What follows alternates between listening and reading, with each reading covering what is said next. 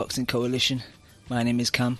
Joining me tonight, MV2, Leon, Ari, Hamada, and Daniel Lim. It's the first time in a long time I've said a few names at the start of the show.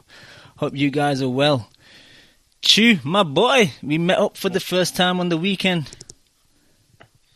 Yep, it was a fucking honour.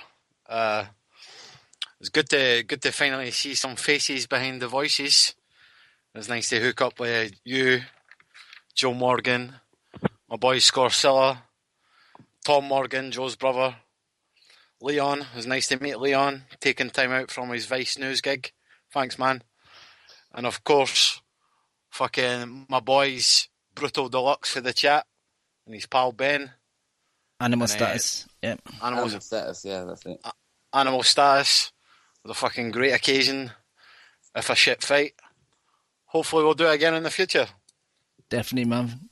Definitely, fingers crossed we have another good fight where we can all link up. Drew, just picking up on something you said, shit fight. Did you really think it was a shit fight? Shit fight. Oh, without a doubt. Shit fight kind of caught fire the last couple of rounds, but by that time, I thought the kind of momentum of the occasion was kind of gone. There was an occasion in the 11th round where Scott Quigg landed what I thought was the best punch of the fight by either fighter. It was like 27 seconds to go, the 11th round. Scott Quigg lands a straight right hand, the lead right hand, right on the fucking chin. Carl Frampton, I watched the replays, Carl Frampton's eyes were east and west. He was out of it for half a second, but credit to Carl Frampton. He proved he's got a great chin. Scott Quigg proved he's got a great chin. His jaw looked like he'd been partying with the next big pod guys, but he's good. He's a good fighter, Scott Quigg, but the occasion got him. I think both guys were kind of far too tentative. They didn't want to lose, rather than win. And when you're in the arena, you understand why, because the whole fucking arena was buzzing. If you didn't let that get to you, I mean, you wouldn't be human. But I wasn't expecting either fighter to take 6-7 rounds to eventually grow into the fight. Like I would expect like a round or two feeling out process, but the feeling out process was like 4 or 5 rounds, which is disappointing. These big fights never seem to materialise into classic fights, but man, fucking onwards and upwards. I slightly disagree. I think the last few rounds did save it slightly. I still think it was a disappointing fight, as most of these super fights end up being. But I did enjoy the latter half of the round. The whole split decision was ridiculous. I didn't think Quigg did anything near to winning 7 rounds out of 5 to what that judge. Not even close. Not even close. And no, I enjoyed the night. I met you guys. Undercard's terrible, but it's like what Leon was saying to me afterwards, or I think it was YouTube that was saying that, the reason why sometimes you need a decent undercard is because if the main event falls flat on its face, at least the punters have got something else where they can say, well, at least that was a good fight. And sadly, this undercard didn't have that, and with the main event being not that great, that kind of affected the whole, not the atmosphere, but affected the whole event overall. But Leon, obviously, good to catch up with you again. We met previously before at the Eubank Saunders fight. You kind of echo what you're saying, or you got? Well, we were sitting there, weren't we? And it was, it was up until about the eighth round, and we were going, "This fight is a shit fight," but I still enjoyed it for some reason. But Quigg was horrible, man. He was horrible. I mean, this show should be like the Joe Gallagher obituary special, because I've never seen such a poor corner display. What were his tactics? Can you really say he was banking on Frampton gassing? That's what he's banking on. Yeah, because usually, what did we say about 5 rounds in? Quigg's thrown nothing. I tried to catch some of the post-fight interviews and press conferences, and usually, if he's on the winning side, he gives away, well, that was a game plan, and we were going to do this and going to do that, but he didn't even mention his game plan at any point that I heard. all I heard him saying was, Scott was blocking a lot of the shots. He wasn't getting hit. But if Frampton's throwing more than your guy, how can I give your guy the round for blocking shots? I've said before on previous shows, if a round's closer, you give it to the aggressor because at least he's trying to make the fight, And they were trying to sell this narrative that Quigg was just standing there, he was seeing everything, it was nice and easy, he knew exactly what he was doing, then he got his jaw broke.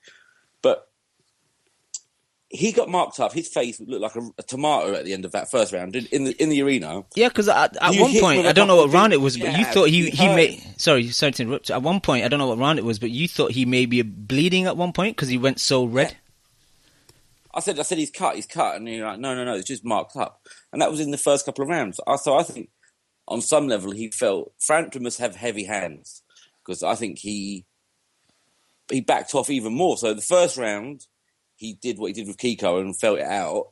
But then he went further into his shell for the next 6 rounds. I mean, I gave him 2 rounds.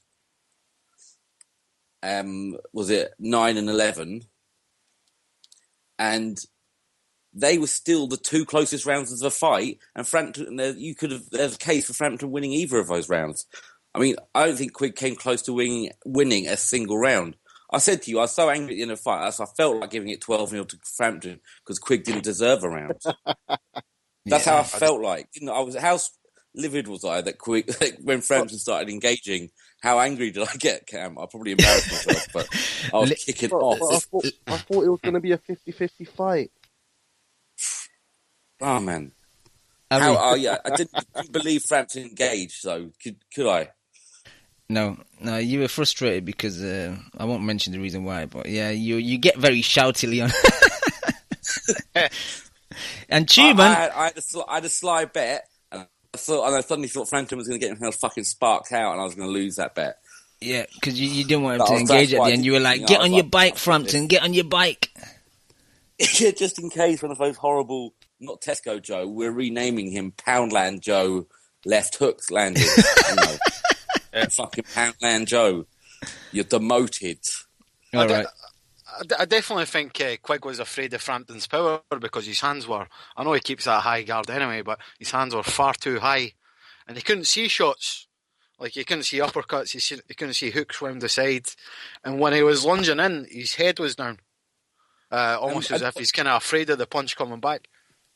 And to be fair, Cam called it within the second round when he's going for the same combination over and over again. Left hook, right hand. Left hook, right hand. Left hook, right hand, over and over again. And that's all he kind of threw until they both started trading body shots. And only fucking great. And really, that if you look, epic in the arena, wasn't it? That was excellent. But if you look at it now, the only reason why Scott started having success is because Frampton was, standing there in the pocket now. And I think maybe it was the fact that he knew that the early part of the fight was boring, and he wanted to do it for the fans because he could tell he was aware of that because it is pay-per-view, and if you're going to become a pay-per-view star or a big star in boxing, you have to kind of entertain. And like that 11th and 12th round were excellent. I'm going to say one quick thing, and then you can go to the other guys. But I'm going to remember this fight for Frampton jabbing your head off, breaking your jaw, and then taking your best shot, and then taking your bum belt. That's how I'm going to remember it. Ari, you were at home. That's what happened. Ari, you were at home when you watched this. You had the commentary, and obviously we'll go into the commentary a bit later. But how did you see the fight overall? Well, it went like I expected, to be honest. I said a 9-3 fight. I thought it was 9-3. I stopped scoring after the 5th round because I saw how it was going on. That it was either Frampton wins or he gets knocked out. So I didn't bother scoring anymore, really. But Quigg's what I thought he was. I always said it was going to be since how many years has it been now where this fight's been talked about, and I always said Frampton. I never had a doubt. Quigg's got no footwork. Skills pay the bills. Everyone's forgotten about the speed and footwork of Frampton. They see he gets dropped in the last fights. Quigg hasn't got straight punches. You know what I mean? What does he want to be? With his style, he should really be a pressure fighter. But in his head, he wanted to outbox Frampton. So obviously Frampton's got in his head. Good point. Yeah, good You point. know what I mean? I You really, know, remember, if you even go back to the gloves are off, when he was, he was basically, he kept saying, "I got a boxing brain, I got a boxing brain." He won the show, Frampton, and obviously Gallagher won the show him as well. But Gallagher's been. I don't want to get into Gallagher really, but they done a Salinas again. Exactly. That's it. That's his one trick. If they're not fighting a utter bum, they hope they gas. That's What's the trick. the game plan? Don't do nothing for 6 rounds. That's the game plan. Is that the game?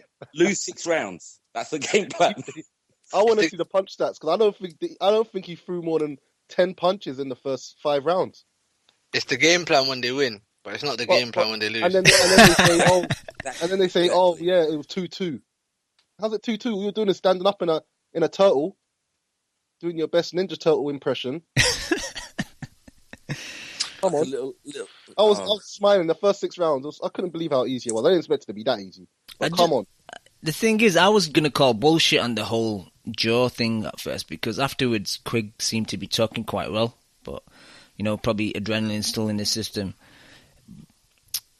It's just, I find it strange that, after he breaks his jaw, he fucking becomes a beast. But before that, like I said, it must have been the game plan to count on Frampton gassing, but that is a very poor game plan. I don't want to hear that. I don't know. I don't even think that's the game plan. Skills pay the bills. I think Quigg froze, you know that. I don't think think he froze. I think it's about footwork as well. Yeah, Hamad, that's a good point because Leon said that after the second round. You know why? Because if you let Frampton get in his groove and dictate the pace of the fight, he's not going to gas. You make someone gas by wearing them down, by putting pressure on them, by leaning. Like when Quigg actually started doing that, I think it was like round 7, round 8. Yeah, that's when Frampton actually started to wilt. But I said exactly the same thing in the arena. I said, look, this pace is perfect for Frampton because he was picking him up with the jabs and 1-2s, and it was at his pace completely. Exactly, he's not going to gas if it's at his pace. Quigg, I think froze. I can't believe for a second that was the game plan. If it was, then Joe Gallagher needs to get sacked because if you're going to make him move, he didn't make him move. Frampton didn't have to move that much, did he? Because he was just standing there. Yep. He wasn't moving him around the ring, was he? There was no pressure. No pressure at all. No, but when do you think he broke his jaw? They say the 4th, but I've watched the 4th round in slow motion twice, and I know that's pretty sad, but I did not see one shot that could have broke his jaw. There was one jab. There was one jab that landed on his nose, but it was nowhere near his jaw, so it wasn't the 4th. It's the 6th, wasn't it? It was the uppercut. You see that little uppercut on the inside? Yeah. So I kind of still want to call bullshit on the broken jaw shit, but the thing is, when you're fighting though, like rounds do get away from you, so you're not sure which round was which. So he's in the heat of the moment. It's easy for him to think, it was the 4th when it wasn't. They're selling it like someone came out of nowhere and broke his jaw. They're selling it like it wasn't Frampton who punched him. Yeah, exactly. The guy that you're fighting broke your jaw, so like. I could have won the fight if I hadn't been fucking iced. Yeah, by the guy that you're against. Bullshit. It's like, won all 11 rounds. It's a James Taylor. But then Frotch knocks you out. Doesn't matter. So he broke his jaw. Frampton broke his jaw. That's the end of it. I mean, you can't just suddenly use that as an excuse. They're writing as Quigg broke his jaw. Yeah, like he broke his own jaw. Yeah, the way they say his jaw went. Well, they need that. You know what I mean? They're desperate for a rematch. You know what I mean? It's about levels. And, Quigg knows he's not going to make that kind of money, even close to that money again without Frampton. I don't want a rematch. Money with British. I always said it as well. I don't want a rematch. I don't want to keep shit on him, but well, seriously, I could have done a better game plan. I would have told him, go in there, try and get close to him, and work the body. That's what you should be doing the first 6 rounds, not standing there in a high guard with no jab, just taking punches and blocking punches. But he wasn't blocking. They're also suggesting it's like Frampton didn't land a punch for 8 rounds. It's like he was landing on him with the jab almost every time he threw it. It looked like to me in the arena. I mean, it wasn't like Frampton was doing absolutely nothing as well. I mean, he didn't have to do anything though, did he? He didn't have to do anything. He was throwing single shots. And Quigg's on the back foot again. Everyone knows Quigg can't fight off the back foot. barely any Gallagher fighters can. That's what I was surprised straight away. Punching. The fact that Quigg was on the back foot for so much of the first half of the fight. But I mean, there was about 5 or 6 shots where me and all of us, we burst out laughing because he was throwing these big wild hooks, wasn't he? Whiffing away. He got desperate, that kind of around that 7, 8, 9, before he got into his groove, he kind of just started throwing wild, didn't he? Left hook, right hand, left hook, right hand. He was just too robotic. But you got to give him some credit that he did well in a couple of rounds, and he's obviously got some. If he did break his jaw, you got to give him some props for lasting out. Because I wouldn't have. I tell you what, I disagree, man. See, when I was there with you, Leon, I was definitely agreeing with you that it was a shit fight and he shot the bed, etc. See, now looking at it, I just think, you see what you want, but he fought better with a broken jaw. That means he's got courage. He's got fucking courage.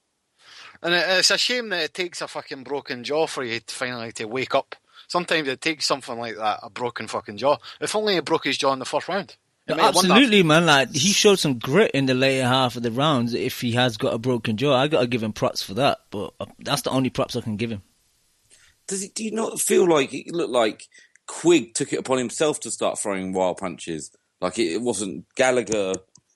Didn't seem to think the fight was going all right, and then I think Quigg seemed to twig it before Gallagher did. There was a point where Gallagher said, like, Sky have you like 6-1 down or 7-1 down or something, and he was like, what? So that was the kick up the ass. That was the kick up the ass. That was shocking, by the way. How do you let it go that far, man? It's like, so you let the first 6 rounds go, the best you can get is a draw. I mean, he must have known after 4 fights to step this up, man. He must have realised he was losing that. Well, he didn't, because he thought it was 2-2. I mean, what's he doing? Is he not watching the fight? What are they watching? So, because all the Smith brothers were going, it's what they all kind of making that it's what you like excuse. But there wasn't anything happening from your guys, so there was nothing to like. That's a load of shit, man. Frampton was winning those rounds. I agree with them in a sense because I think Quigg was blocking a lot of the shots, but the jab was getting through, and that was enough to win Frampton the round, really and truly, because he was hitting a lot of gloves. Quigg was blocking a lot of the shots, but still, Quigg done nothing himself, and Frampton was pushing him back. He's pushing him back, flicking out the jab, hitting him with the jab. That's enough to win the round if you're not doing anything. But they're kind of trying to make out that it was this kind of Pernell Whitaker moment where Frampton was bemused and befuddled by Quigg's genius defence for the first 6 rounds, and he hardly landed a shot. Exactly. He fucking stood there like a punching bag with his gloves up and did nothing. It wasn't like he was this slick guy moving out, That's the thing. He wasn't like doing a Naz and just had his hands low and just slipping punches and making the guy look foolish. He had his hands up, so what do you want me to give you props because you're blocking shots with your hands? That's what you're supposed to do. They were trying to make out there was moments of slickness. No, it was a load of shit, man. Another thing, Quigg's footwork was terrible. Like, he couldn't bring his feet in when he was throwing his punches. All Frampton was doing was literally just taking one or two steps back. Yep. He weren't even moving off to a side.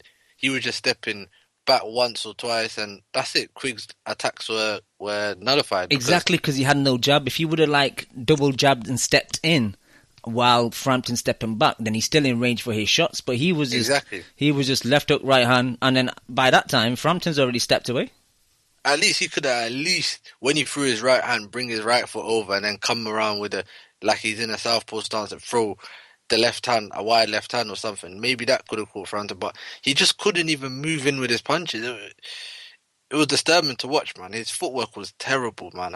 And I've always known Quigg's limitations, and I've always highlighted them and told people about it, but it was on full display the other day. Really and truly it was.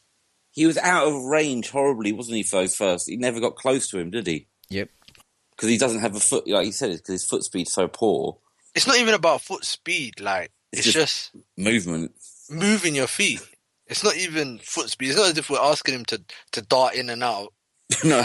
We're just asking him to move in with his punches. Like, whenever he did trap Frampton in the corner, Frampton just span him like a DJ spins vinyl. and then he fucking just trapped Quigg in the corner, and then fucking there was more than once where I was quite, I was kind of like belly laughing because Frampton just kind of span away from him after Quigg lunged in. Yeah, there was a nice bit that the cameras didn't actually pick up when I rewatched it, where he was in the corner, span out, and just did a little kind of shuffle with his legs. Do you remember that bit? Yeah. The cameras didn't pick up on that bit, but that was class, man. Yeah, fucking there's levels to this shit, but I definitely think both fighters. About level. Yeah, go on, Ari. You want to say something, Ari? Weren't you? I don't mean to shit on him, but I have to say it. They say about, he's such a hard worker, and he went Disneyland and he was just shadowboxing, but why hasn't he learned about jabbing or got any footwork to his game? And what does he do? I don't mean to shit on him, but these simple things you're supposed to have. You haven't got a jab. No, it's a fair point, because if you're in the gym all the time, why have you not got a jab? You know what? And he's left-handed. A job or a jab? Both. Look, I'm just happy because finally Quigg's lost, and that's. Nah, I disagree. I like Quigg. And Quigg's endeared me in the run up to this fight. He's a good, hard working, blue collar guy, and he's got. The thing is, he got fucking. He's gullible. Gallagher's telling him, "Oh, you're a fucking boxer and shit." No, you're not, man. You're a pressure fighter. You've got all the attributes of a pressure fighter. So why don't you try and be a pressure fighter instead of this fucking high gloves kind of defensive whiz kid, which you're not. You fucking go out there, take one to give one. That's what you do. You don't just take one. That doesn't work. You need to fucking take one to give one, and then fucking bully cunts out of there. But he didn't do that. He got bullied himself by a much smaller fighter. Yo, guys, need to jump in quick, man. Some breaking news. Quigg and Gallagher have split. No way. Seriously, his best mate's going to become his new trainer. My mum's my best mate. No, but to be honest, though, man, Gallagher's got to take a lot of the blame for me in this one. Because even if the game plan was poor, the fact he didn't react to what was happening in front of him up until the 8th round, are we saying it was 7th or 8th round, is unbelievable, really. Unbelievable. What wowed me They up wouldn't was have the fact changed that it if they didn't hear about them being down. Yeah, so he was happy. He saw it. He was okay with what was happening.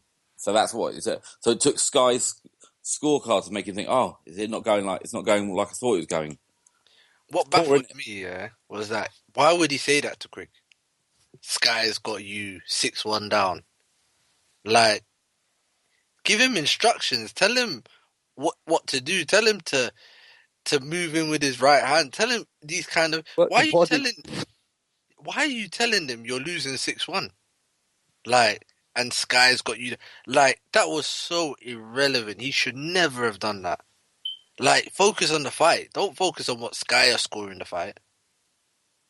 He should be scoring the fight. He should be scoring it. He's in the corner, looking after him. He should be scoring it. That's he should be going right. That was, So he obviously scored it wrong, didn't he? The thing is, you can't rely on Sky's scorecard anyway, because look at Jim Watt's card and look at Carl Frampton's card. That's the funny thing. So if Sky had him 6-1 down, how did they have Quigg winning up until the last round? No idea. I didn't have him 6-1 I think down. it was Eddie Hearn. I heard it was Eddie Hearn who said something to him. Yeah, it wasn't Sky or something like that. Sky didn't even show a scorecard because Quigg was losing so much. That's what I say. Should we get to that then? Because I watched. No, I don't want to get to that. No. We have to get to that. Hall-in was shocking. But wait, what was even worse? I thought Hall-in was worse than what, but what was terrible. All of what we kept saying in the second half of the fight, Frampton struggling with the weight. Frampton looks tight at the weight. He just kept saying the weight.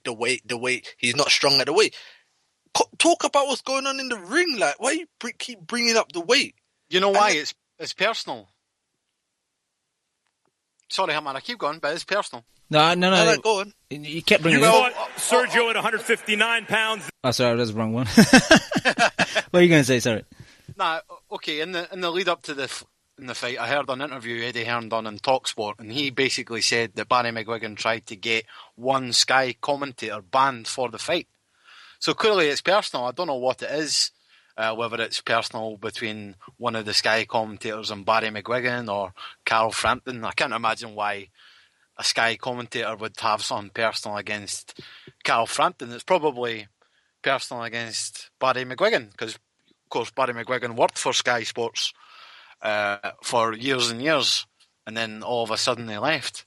I do definitely think that I definitely sense tension between Barry McGuigan and Jim Watt when they worked together. So I think it's probably personal, and I do think Jim Watt is a kind of spiteful cunt that would carry that into a professional gig. You know what I mean? But whether it was Jim Watt or Holland, both of them were biased as fuck. Holland wasn't as bad. Holland went as bad. No, apparently it was Holland they wanted off, though. Yeah. Well, Jim Watt's maybe saying, okay, you're picking on my pal Holland, so you know what, fuck Carl Frampton. I don't know. That, but what was commentating like he's never seen Frampton before? Everyone knows Quigg is stronger. So, of course, Quigg should be strong on the inside. But Quigg, you know what I mean? It's just ridiculous. Like, I had to mute them. Well, I muted them, but then I had to unmute it because I need the atmosphere. You know what I mean? But like, it was terrible. It kind of ruined the last few rounds for me as well. It was just like Frampton's landing punches. They ain't say nothing. Quigg might land something. They jump up. And then they're constantly talking about Frampton's strength and how he's getting bullied and all this stuff. And I didn't see none of it. I think that's the worst I've ever heard from Watt.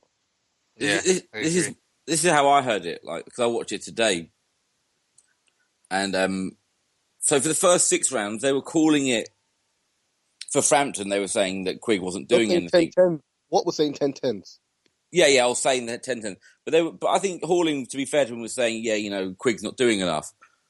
But then the thing that shocked me is that when Quigg started to do something, it's like the last 7 rounds didn't happen.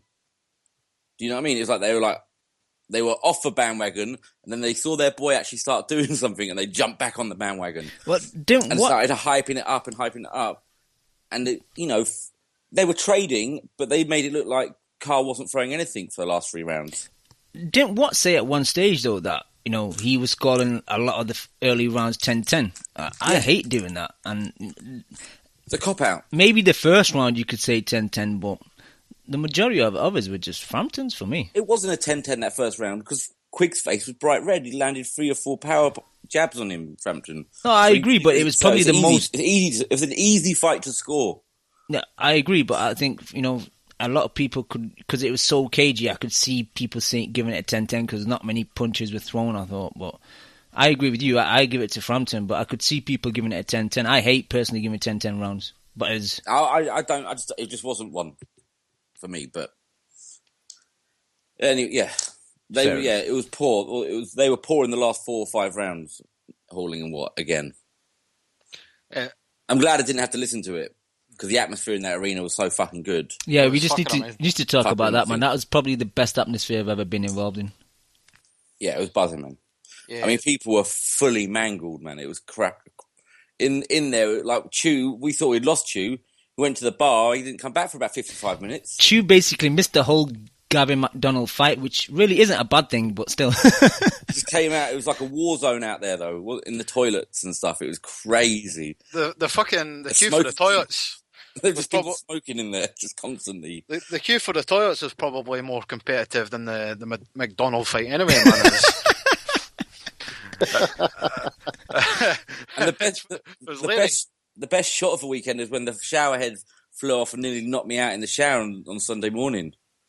Actually, I was screaming, fucking. Oh! I tell you what, man. If anyone's wondering what Leon's like in real life, just like he is on the coalition, he's just fucking Eddie Hearn, this fucking bastard, man. Nah, it was a great time, man. Me and Leon went back to this fucking rinky-dink hotel. I appreciate Leon for letting me sleep on the floor. And we met a Geordie in the Ota. A wee guy, sound as fuck, great guy. Finito Lopez is his favourite fighter. We met these Geordie guys. We met these Northern Irish fans. Great crack, great laugh. Everyone was brilliant. Even met the guys for other podcasts. Fucking happy days, man. It was a great time. Fucking the occasion was amazing. I've got to say, Michael Buffer gets a lot of shit, but I know he only gets 5 minutes work and he gets big money for that. But I tell you what, there's nothing like Michael Buffer doing the "Are you ready?" and fucking 20,000 fans are actually doing it with him. It's just fucking goosebumps. He deserves every penny that he gets, Michael Buffer. I'll never criticise him again. He's a fucking legend, and he's not got long to go. So enjoy it while you can, because I'm listening to these other announcers, like the Terence Crawford guy. Terence Crawford Lundy fight had the guy I never heard of. Lupe Contreras. Lupe Contreras. I mean, he's all right, but he's not the fucking. He's nothing on Buffer. What about Mark Burtis? Is that the guy with the actor announcer?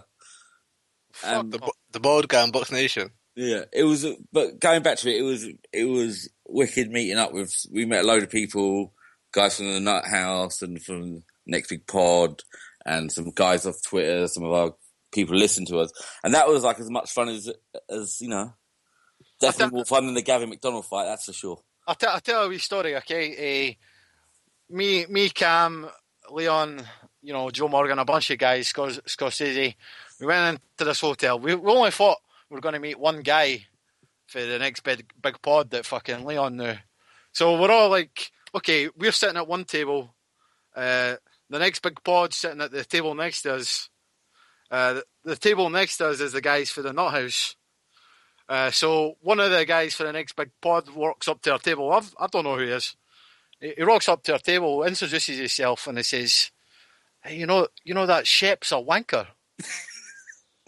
And I'm kind of nodding my head, like looking at Joe Morgan, like, "Who's Shep?" the guy was fucking out his nut. He was on legendary form. That guy, man. He was fully going for it, man. He was having a wicked time. Man, he was having a really good time, wasn't he? Yeah. I was looking at him, I'm jealous of your condition, mate. I wish I was on that next. No, it was good. Everyone was really nice. And yeah, it was like, it was really good fun. And the fight was great. I saw a woman, you see how slippy it was outside in the bar too?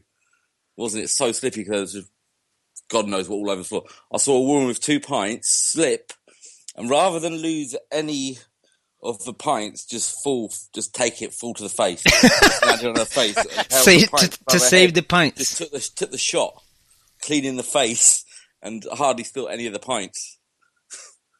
It was fucking crazy in there, man.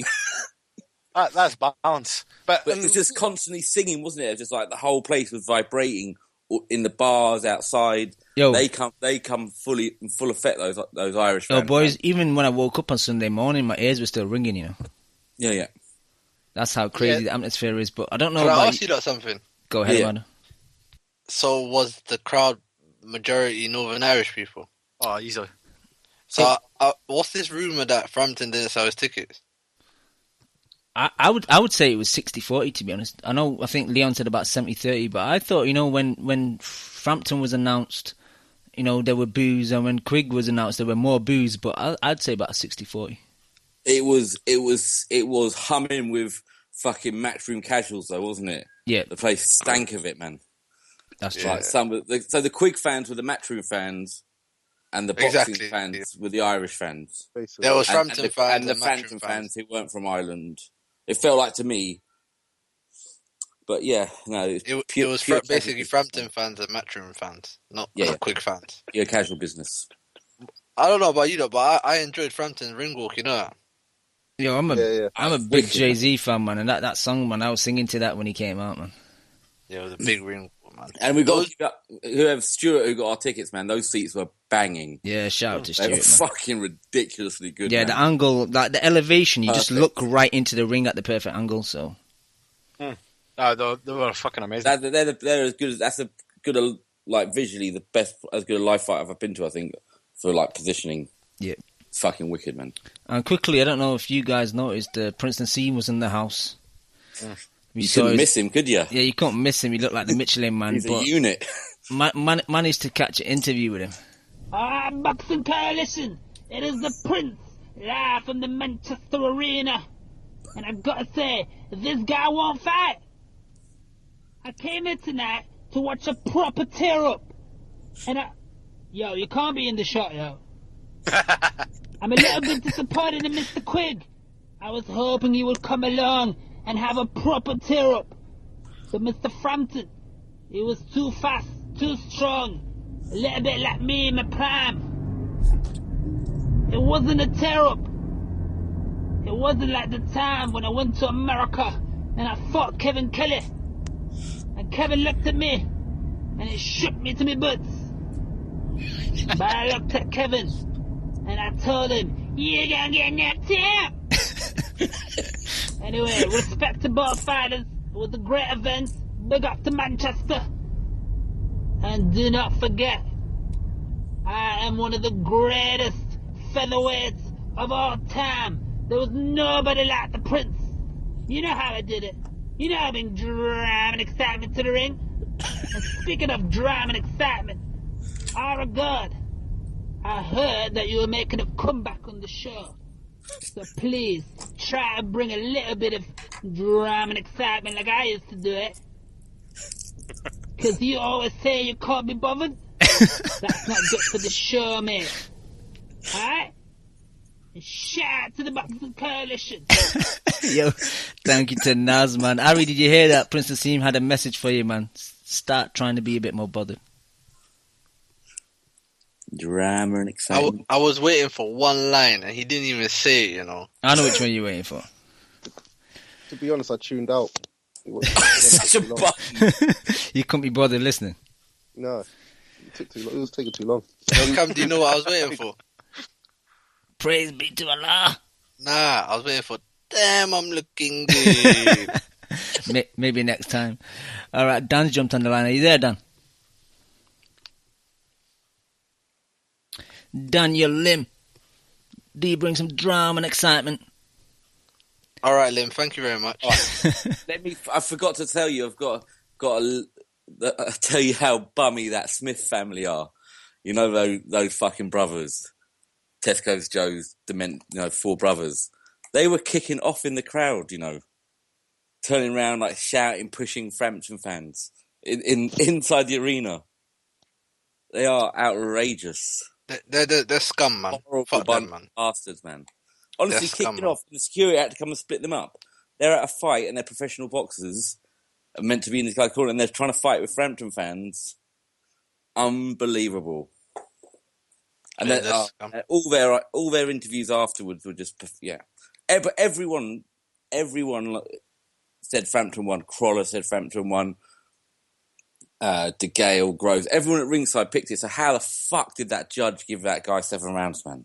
That judge the fix was in, basically. The judge the fix was in, basically. That's the same guy I had that done Canelo Lara, like he had it like wide. And then there was that one other bum on Twitter who was at the fight, who's a journalist from Bolton newspaper. Oh, he was unbelievable on Twitter. What was his name? We need to call this cunt out. Just 1 second. I'm not sure. Did he have Quigg winning? He had it a draw, and he was saying, "Oh, Frampton landed nothing. He was no good. You know, he was horrible." Let's call this Neil Bonaire from the Bolton paper. What a joke! Everyone was just trolling him on the way home on the train. Just people were just calling him an absolute cunt, a bum. But he was just unbelievable. Check him out. His timeline's fucking hilarious. What, did he have Quigg winning? Yeah, no, he had it a draw, but he didn't think Frampton was any good. He said if he was going to give it to anyone, he would have given it to Quigg. He was just talking pure nonsense, man. But he was the only other one I saw. He was the only person I saw give it to him. I don't want to scream corruption and all that, but you know how they say Hearn's in with the IBF, and then it's the IBF judge who somehow got it for Quigg. Yeah, you know what I mean? That is suspect. The fix was blatantly in. That judge was there. He was bought. Like, let's not kid ourselves. Like, and you were just hoping. The truth is, I'll tell you what they're hoping for. They're hoping for a draw. That's what I think. I felt like it. Everyone got worried. Yeah, I thought that last announcement was going to be, and the third judge has it 114, a split draw, and like the place was just going to become a riot if that happened. Yeah, I mean, they would have burnt that venue down, I think. Yeah, like we'd be lucky to get out alive. Yeah, that's what I think. I think they were hoping for the draw. At least they had one judge, and hopefully the other judge might have it a draw or see it for Quigg. I don't know. That's what I think, anyways. Right. Yeah, no, those Irish fans were good fun, but I wouldn't have wanted to see them if it had gone the wrong way like that on a robbery. No. Manchester might have been in serious trouble. Yep. You guys got anything left to talk about this fight? I do want to get Dan's opinion, but obviously he's not answering. What are you going to say, Chu? You know, as Steve Kim would say, one fighter was afraid, the other fighter was glad of it. And the expression is, you swim without getting wet. Well, these guys were like gremlins. They didn't even want to swim. They didn't want to get wet at all. And I appreciate that both of them were professional fighters. One guy got his jaw broke, etc. But, you know, fucking at the end of the day, you're paying hundreds of pounds to go see that fight. No undercard. Shit main event. Is boxing going to grow from things like that? I don't think so, to be honest. The build up to the fight was better than the fight itself. I'm fucking tired of saying that, man. Exactly. Yeah, but I'd definitely go to another Frampton fight. I would, yeah, totally, man. I'd definitely go to another Frampton fight. It's better for boxing that Frampton won because he's the victory for boxing. Because he's got the Ricky Hatton thing about him, where you know every fight, whether it's in Texas or fucking Manchester or Belfast, he's going to bring thousands of fans, and they're going to make the fucking occasion special. So that's fucking great. And they were good, you know. It was a right laugh. They were just having a fucking blast. There wasn't I didn't see too much trouble. One bellend behind us, but that was about it, wasn't it? I didn't see much else. Everyone seemed to be having a good time, man. Fucking like that's my first big fight. I've been in fights before. That's my first big fight. I didn't see any trouble. At all. I think boxing fans know that you can't pick a fight with a stranger when it's a boxing fight. That's because you were standing in the queue for the drinks for the bar. Right enough, aye, but if there was going to be fights anywhere, they were going to be at that bar. That service was so slow. Even then, like, you know, you had cunts fucking elbowing each other in the face, but you know, nothing kicked off. Just because you're going to see a boxing match, so there's a strong chance that you might know some fucking boxing. So I think everybody was on their best behaviour. It's just my opinion. If everybody was as passionate about fucking boxing as they were for, you know, waiting in the queue for a beer, then, you know, fucking the boxing world would be boxing would be the best sport in the world. You know what I mean? Yeah. Just quickly before we move on, London Box in the chat made a good point. Frampton on ITV. Do you think now, if he does go back to ITV, do you think the viewing figures will be even more than they were when he fought? Was it? Who did he fight in his last ITV fight? Avalos. Yeah, do you think the figures are being higher now that he's kind of a bigger name? Doesn't he feel like one of those guys who's he's a bit like Triple G suffers with? He's a live guy. People want to go and see him live, and he might not get the figures on TV. I don't know. I mean, I guess maybe Northern Ireland tunes in pretty hard for him, but I don't know about the rest of the country, if I'm honest. Yeah, I don't know. I think that there would be, if he fights a decent name on ITV at kind of 9-10 p.m, I think it'll probably get 3 million. I think last time it peaked at 2, so I think he'll get more this time. Because, you know, Sky promoted it hard, so Frampton's a bigger household name now than he was before. That's true. It's true. Anyone else? Good, isn't he? He's good interviewing all that stuff. Yeah, he's like perfect. You know, he's the perfect guy to promote, and he talks well. He looks good. And he was very fights good with Quigg exciting. Afterwards, I thought. Yeah, I'm glad as well afterwards that everyone kissed and made up a bit because everyone apart from Bummy Joe wouldn't shake hands with Shane McGuigan, would he? Such a bum. Poundland Joe. Another L. Buy your own gym. Leon's got the salt out today. Oh man, it on was fucking. on the broadcast as well. Quick, and you see how Khan got it in. He was like, "Oh yeah," and I'm picking him.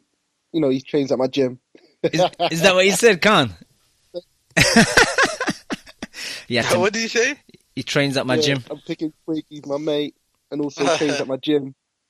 Have you seen that great picture of the presser where Joe and Eddie Hearn have both got their head in their hands? Oh, that's fucking epic. Is that the one that you put on your Twitter? Picture Twitter now was golden on my train journey home.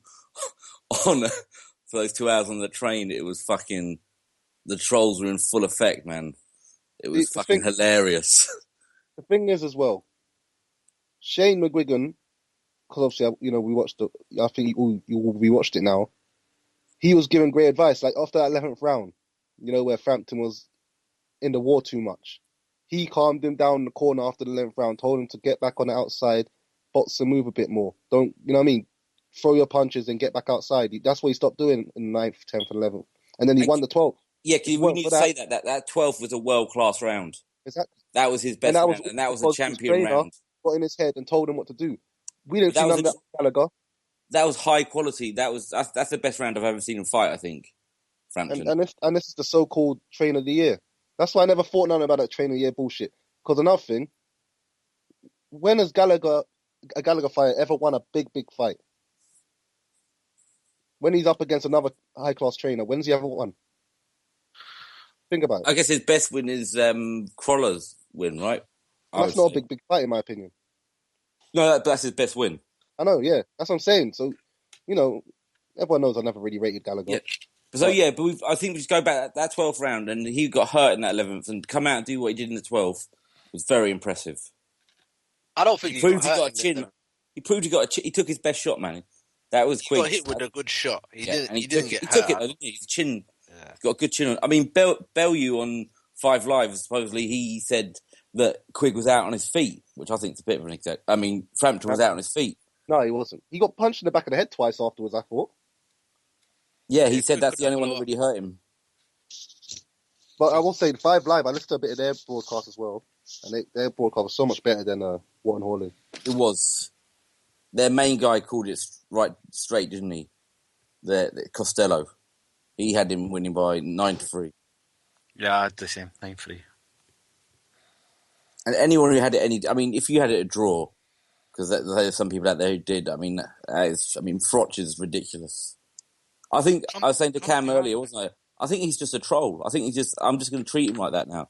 Everything he's doing is just to wind people up. Yeah, it's the company, man. He's playing that card, man. We went out for food before the fight, and Scores was with us, and he's from Nottingham, and he says, Nott's humour. Not a lot of people get Nottingham humour, and he does think that a lot of what Carl Frampton does is he just trolling people, but people don't get it because they're not kind of used to it. That's just how Nottingham humour is. But yep. Anything else, boys? Nope. No, not that. All right, we'll come back to Dan and get his opinion when he jumps back on the line. But let's move on. Does anyone want to talk about the undercard? I've seen everything today. Props to Davey Boy Essex again. Nice HD copies on YouTube. But I don't know. It's just Jose Burton, Miles Shrinkman fight was okay. Isaac Lowe fight wasn't too bad. Ryan Burnett did okay first half of the fight against Situl, but Situl kind of made it account for himself towards the end, even though he got dropped, I think, in 5th round.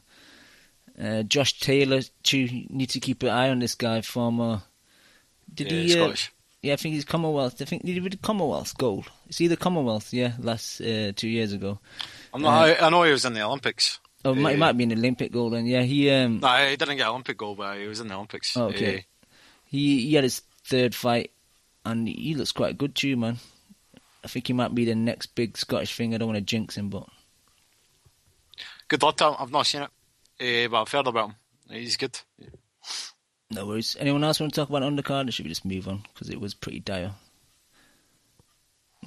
I just want to say one thing about the McDonald fight, and that's it. It's just I watched that fight live. Well, 3 rounds of it, but that fight is totally different on the TV than it was live. I thought live. I know I didn't see a lot of the fight, But it looked as if the guy who was fighting, the Panamanian, whatever his name is, he was given as good as he got. But when you watched it on the screen, McDonald was schooling him. So I come to the conclusion, like watching some live fights, that watching on TV is better for judging a fight. Like live, you don't catch everything. On TV, you catch everything. So if I hear someone say I was at the fight live, as if that's some kind of better thing than watching on the TV, nah. The best thing is to watch the fight on the TV, because then you get to see who rolls a punch, who actually lands a punch. You don't actually get to see that live, even if your seat is really good. Where's Ski Mask Joe when you need him? What's happening, Dan? What's going on, guys? Dan, we're just going to move on off this fight, so just give us your thoughts on how Frampton and Quigg played out. Yeah, I'll make it super quick. You guys touched on all the points, but I had it 9-3 for Frampton. I agree. I thought the 12th round was great, and it just sucks because the first 7-8 rounds of the fight was so fucking boring. And then obviously the action picked up afterwards, but I don't think there's much to be said. I think both of these guys' stocks kind of dropped a little bit. Obviously more so Quigg than Frampton. I'm still not quite sure how good Frampton is, because I still want to see him against the top guy at 122, which is obviously Rigo. So hopefully I see that fight. But I wouldn't mind seeing him against SantaCruz either. But yeah, I thought it was a clear win for Frampton. I mean, there's no way that it was closer than 8-4. Frampton dominated the first 8 rounds of the fight just because Quigg didn't do jack shit. So I thought it was pretty laughable because I was watching the Sky commentary and I finally realized how terrible Jim Watt is. Like, I couldn't fucking stand listening to that guy. So I just turned it off and watched the fight without his commentary. But yeah, you guys did a great job in reviewing the fight. So that's all I have to say about that. Just quickly to something that Dan mentioned about Rigo before we move off topic. Do most people think he'll drop the WBA belt, considering he kind of disrespected it, saying, he was the real champion before the fight and stuff? Because obviously he'll have 2 mandatories now. He'll have, is it Ringo Shake or something like that? And then he'll have... we know he's fighting SantaCruz. That's what I think. I think it's almost a done deal. You say Ringo Shake? What's his name? Rigo Shake, isn't it? I don't know. Shingo Wake, there we go. Wingo Shake. That sounds like you do something when you clean your windows. Brilliant. But no, don't you think that he's being set up for that Leo SantaCruz fight? I hope so, because that's a decent fight, but he's going to be... SantaCruz is too big. He's going to be tiny at featherweight, man. He's not... I know he's stocky, but he's short, isn't he, man? Yep. Leo Cruz ain't gonna fight Frampton. Well, you think he'll just duck him? Leo SantaCruz doesn't want that fight. Leo SantaCruz ain't fighting no one, man. He's been ducking Frampton and Quigg for years. I remember when Quigg and I wanted to fight him, and they didn't want to fight. They're not interested in having tough fights, man. Yeah, because that was when they stood next to each other in the ring, that SantaCruz. If we're moving on to that, I mean, he had no chance, did he? I didn't even watch him, mate. Kiko's just tiny, man. 5'3" is too small for featherweight. Even Nazim Hamed, when he was at featherweight, struggled against the fucking taller fighters. And Kiko Martinez is no Prince Nazim Hamed. Frampton's only, what was he, 5'4"? 5'5". 5'5". I mean, that's not super tall, is it? Against you got SantaCruz. SantaCruz seems a lot bigger. That's all. I'll tell you what I like about SantaCruz, though. He uses his height and reach very well. He's very balanced when he throws combinations. He's not like, if he misses a punch, he's coming back with the next punch, and it's not really like a big issue for him. It's like everything's like very seamless when he throws a combination. But he does fight really small guys a lot of the time. Even Abner Mares isn't a featherweight. Have you noticed he moved up to featherweight and he's fighting super bantamweights? Well, exactly. Well, Yeah, Kiko's it's just because he couldn't make the weight, but he'll just drag him up. well, Kiko's really a bantamweight Kiko's anyway. a bantamweight, man. Yeah. But Leo made an interesting comment before his fight. He was saying something like he's come up to featherweight now. He wants to clean it out, and I'm thinking, well, you didn't even clean out super bantamweight. There were big fights there, and you've stepped up. Fair enough. He fought no one, didn't he? No, fair enough. He stepped up and fought Mares. I'll give him props for that. But now he's gone backwards against Kiko. How many times have we been saying everyone been saying that Mares is soulless? Yeah, but it was still a good win. That hard after he got knocked out by Gonzalez. No, I agree, but it's still a decent win. Still a decent win beating Mares. But again, he's gone backwards now. He's fighting Kiko, who's, I don't like to use the word leftovers, but Frampton beat him twice. Quigg beat him in the second round, knocked him out. He's gone off and had a couple of wins back in Spain. Obviously, he's a Heyman fighter, getting a decent payday against Leo. And I like Kiko. He should quit, man. He should quit, but he does fight with his heart on his sleeve. Like, he'd rather try and knock you out and get knocked out trying. Like, he puts effort into it. There's too many guys. Yeah, absolutely. No doubt that he came to fight, didn't he? He went for SantaCruz from the first bell. So props. I mean, that's what Quigg should have done. And it was that's what Quigg should have done. It was a fun fight to watch for. Was it 5 rounds that it lasted, man? Oh, he took a pounding though, didn't he? That last 5th round. Yeah. Fight of the year though. So far, yeah, but it's only end of February, so. But it was a one-sided beatdown. It can't be fight of the year, man. No, it was fun, man. But I was like, he looked bloated as well. Kiko. He looked bloated? Yeah, I thought he looked bloated. He probably just didn't even put muscle on. He probably just didn't need to lose as much weight. But the problem is that fight meant nothing. Sorry. I think he needs to retire. Cause, they're just going to use him for his name now and just going to keep getting beat up by. Before the Quigg fight, I swear I heard he was moving down to bantamweight.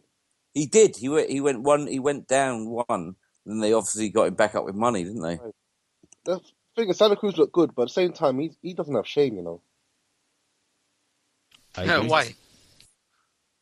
Like, come on, man, that's not a featherweight. Yeah. Okay. Yeah, but like, SantaCruz looked good. Why did it look good, Daddy? He was just throwing a million punches. But don't you think him and Quigg would be a good fight? That would be at least. He would beat Quigg. It'd be fun though, because at least he'd make Quigg fight. Too much activity for Quigg. I know, but I see him fight. He might fight Quigg though before he fights Frampton. No. But I'm not 100% sure Frampton could beat SantaCruz as well, because SantaCruz has got a nice length on arm reach, very high activity. He can throw on the move as well. It's not like Quigg. You know what I mean? That'll be a good fight. I hope we do see it. I definitely think that Leo SantaCruz is like an elite level fighter, but it's almost as if all his handlers know it, and it's like they've got the golden ticket. We're not going to risk losing.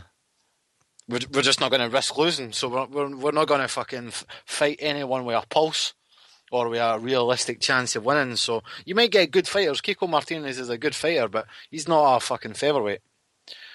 So you're dragging up guys, you're playing tricks with guys, you're getting the ghosty abnormalities. But see, in terms of the fight itself, I just want to break that down. I thought fucking Leo SantaCruz got legitimately knocked down in the second round. They ruled it a slip. But now it was a knockdown. There was a punch, and then Leo SantaCruz done a little fucking a little kind of dance, and then it went down to the canvas, and it was definitely a fucking knockdown. And then like he was landing his best punches on Kiko. Obviously, Kiko got knocked down twice in the first round, but Kiko fucking came back like a bat out of hell, and it must be disheartening to see your best punches land off a 5'3" bantamweight. And the guy's pushing you back. And that's what made it a great fight. It was all because of Kiko. You see what you want about Kiko? I love watching Kiko fight. Kiko brings the fight to you. Kiko made the Frampton fight. Right? He made the Scott Quigg fight, even though he got knocked down 2 rounds. Kiko makes entertaining fights. It's a shame that he's having to go up weight classes to get these fights. because I think he should just kick about a bantamweight and maybe get a fight with one of the bantamweights, fucking Chocolatito. That'd be a fucking great fight, but I mean, he's not bantamweight yet, but I think he'll get reused by Hearn though. I could see him maybe sitting when Jamie McDonnell steps up to super bantam. I can see him fighting Kiko or something like that. And he won't get hurt in that fight, so yeah. But just on Jamie McDonnell, do we see maybe an all British clash between McDonnell and Scott Quigg sometime in the future? I'd like to see that fight. I got McDonnell. Yeah. After I saw what I saw on Saturday, McDonnell has got a higher work rate and he's tall and rangy. And he can box you off the back foot. He'll box him up. I think he beats him easy. Yep. After what I saw, unless Quigg has a dramatic change in tactics. In case his mum does actually start training him. I don't know. I mean, I'm still baffled by that. And anyway, yeah. Don't go down that road again. But go on, Chief. Also, in terms of like the Santa Cruz Kiko fight, I thought when Kiko was really close to him and trying to get chest to chest with him, fucking Leo was kind of pushing him off with the shoulder, George Foreman style, getting that little bit of space. And I thought Leo was doing really well inside. And, Scott Quigg, for a guy who is supposedly like a really good body puncher and shit, I don't know, I've never really seen Scott Quigg go chest to chest with somebody like that, like a Leo Santa Cruz. Like Leo Santa Cruz can fight on the back foot. As Ari said, he can punch and move. He's got good range, and he can fight on inside. Like I do think Leo Santa Cruz is protected, but I do think he's a great fighter, and I'd probably favour him against Frampton, to be honest. And Quigg. Yeah, I think he beats Quigg quite easily. Frampton, I don't know. I like Frampton a lot, but I just don't know how he's going to get close to Leo if they ever fight. That's going to be the issue. He's going to have to kind of lunge in with shots, and it's going to leave himself open because Leo's got a nice uppercut as well. He caught Kiko with some nice uppercuts. Yep, and his power's coming on as well. Which is, I don't know, maybe he's just developing in his body frame. I'd like to think it wasn't anything suspicious or whatnot, but he's evolving as a fighter. But he's there to be hit, man. Frampton will land on him, definitely. Don't you think? I mean, he can punch. He's throwing a lot of punches. There's no real defence on show last night, was there? No, I agree. And there was no real defence at all. But even when Kiko broke Santa Cruz's nose, like Santa Cruz. Did he break his nose or just bloodied it? I don't know if he broke his nose. Body that broke it, but he hurt his nose, and Santa Cruz went to the corner. He was smiling. He was loving it. He's got that Mexican mentality where it's just like, oh yeah, fucking lovely. I taste blood. Like, okay, that's a fucking fight now. I think I would probably pick Santa Cruz on size, but I still think that Frampton's got enough skills to land on him regularly. I don't feel like that Santa Cruz is gonna one punch knock him out, and Frampton's got enough skills to keep away. It's a good fight, but I think Leo might get to him in the end because he's a big fucker, isn't he? He doesn't stop throwing. The reason why I'd pick Leo actually pretty comfortably in this fight is not just his size, but his punch output, his work rate. Yeah, that's the biggest thing. Punches, doesn't he? Exactly. I don't think Santa Cruz is that heavy-handed of a puncher, honestly, Leon. I think he probably punches similar to Scott Quigg, but it's just the work rate again. If Leo throws 1,100 punches in a fight, they're probably going to give the fight to him. And that fight is honestly a fight between two guys who are at two different weight classes. I think Leo is a 130-pounder, and Frampton is a 122-pounder at best. But you don't think that Frampton could hurt him at all? Because he'll definitely be able to land on him. Yeah, I agree. But I think if he employs the same fighting style as he did against Quigg, where he's not really sitting down on his punches, I don't think he's going to get that kind of respect from Santa Cruz. And that's the thing about Santa Cruz. There's so many unknowns. There's so many variables that we don't know. Like True mentioned, he hasn't fought anybody that noteworthy in my opinion. And even though Abner is a solid name to me, he's just a name because honestly, Abner belongs fighting at 118. Abner's a small motherfucker. I have no idea why he moved up to 126 in the first place. Thank you for saying that. I've said that, but everyone seems to give it such credibility. Abner is tiny, man. I've seen the guy in person. He's tiny. He's 5'4". Admittedly, what he did against Ponce de Leon, that was a great fight. I give all the props in the world to Abner for that fight. But let's face it, Ponce's a journeyman. That's his calling card. And so he has that one name in the higher weight classes, and suddenly everybody gives Leo a lot of credit for that fight. And to me, that was a really bum you performance by Mars. There was no game plan in that fight whatsoever. And still SantaCruz just, beat him to a decision. So I don't know how good SantaCruz is yet. I need to see him against a Walters. I need to see him against a Lomachenko to really rate him properly. But I just think in this fight against Frampton, he's just too big.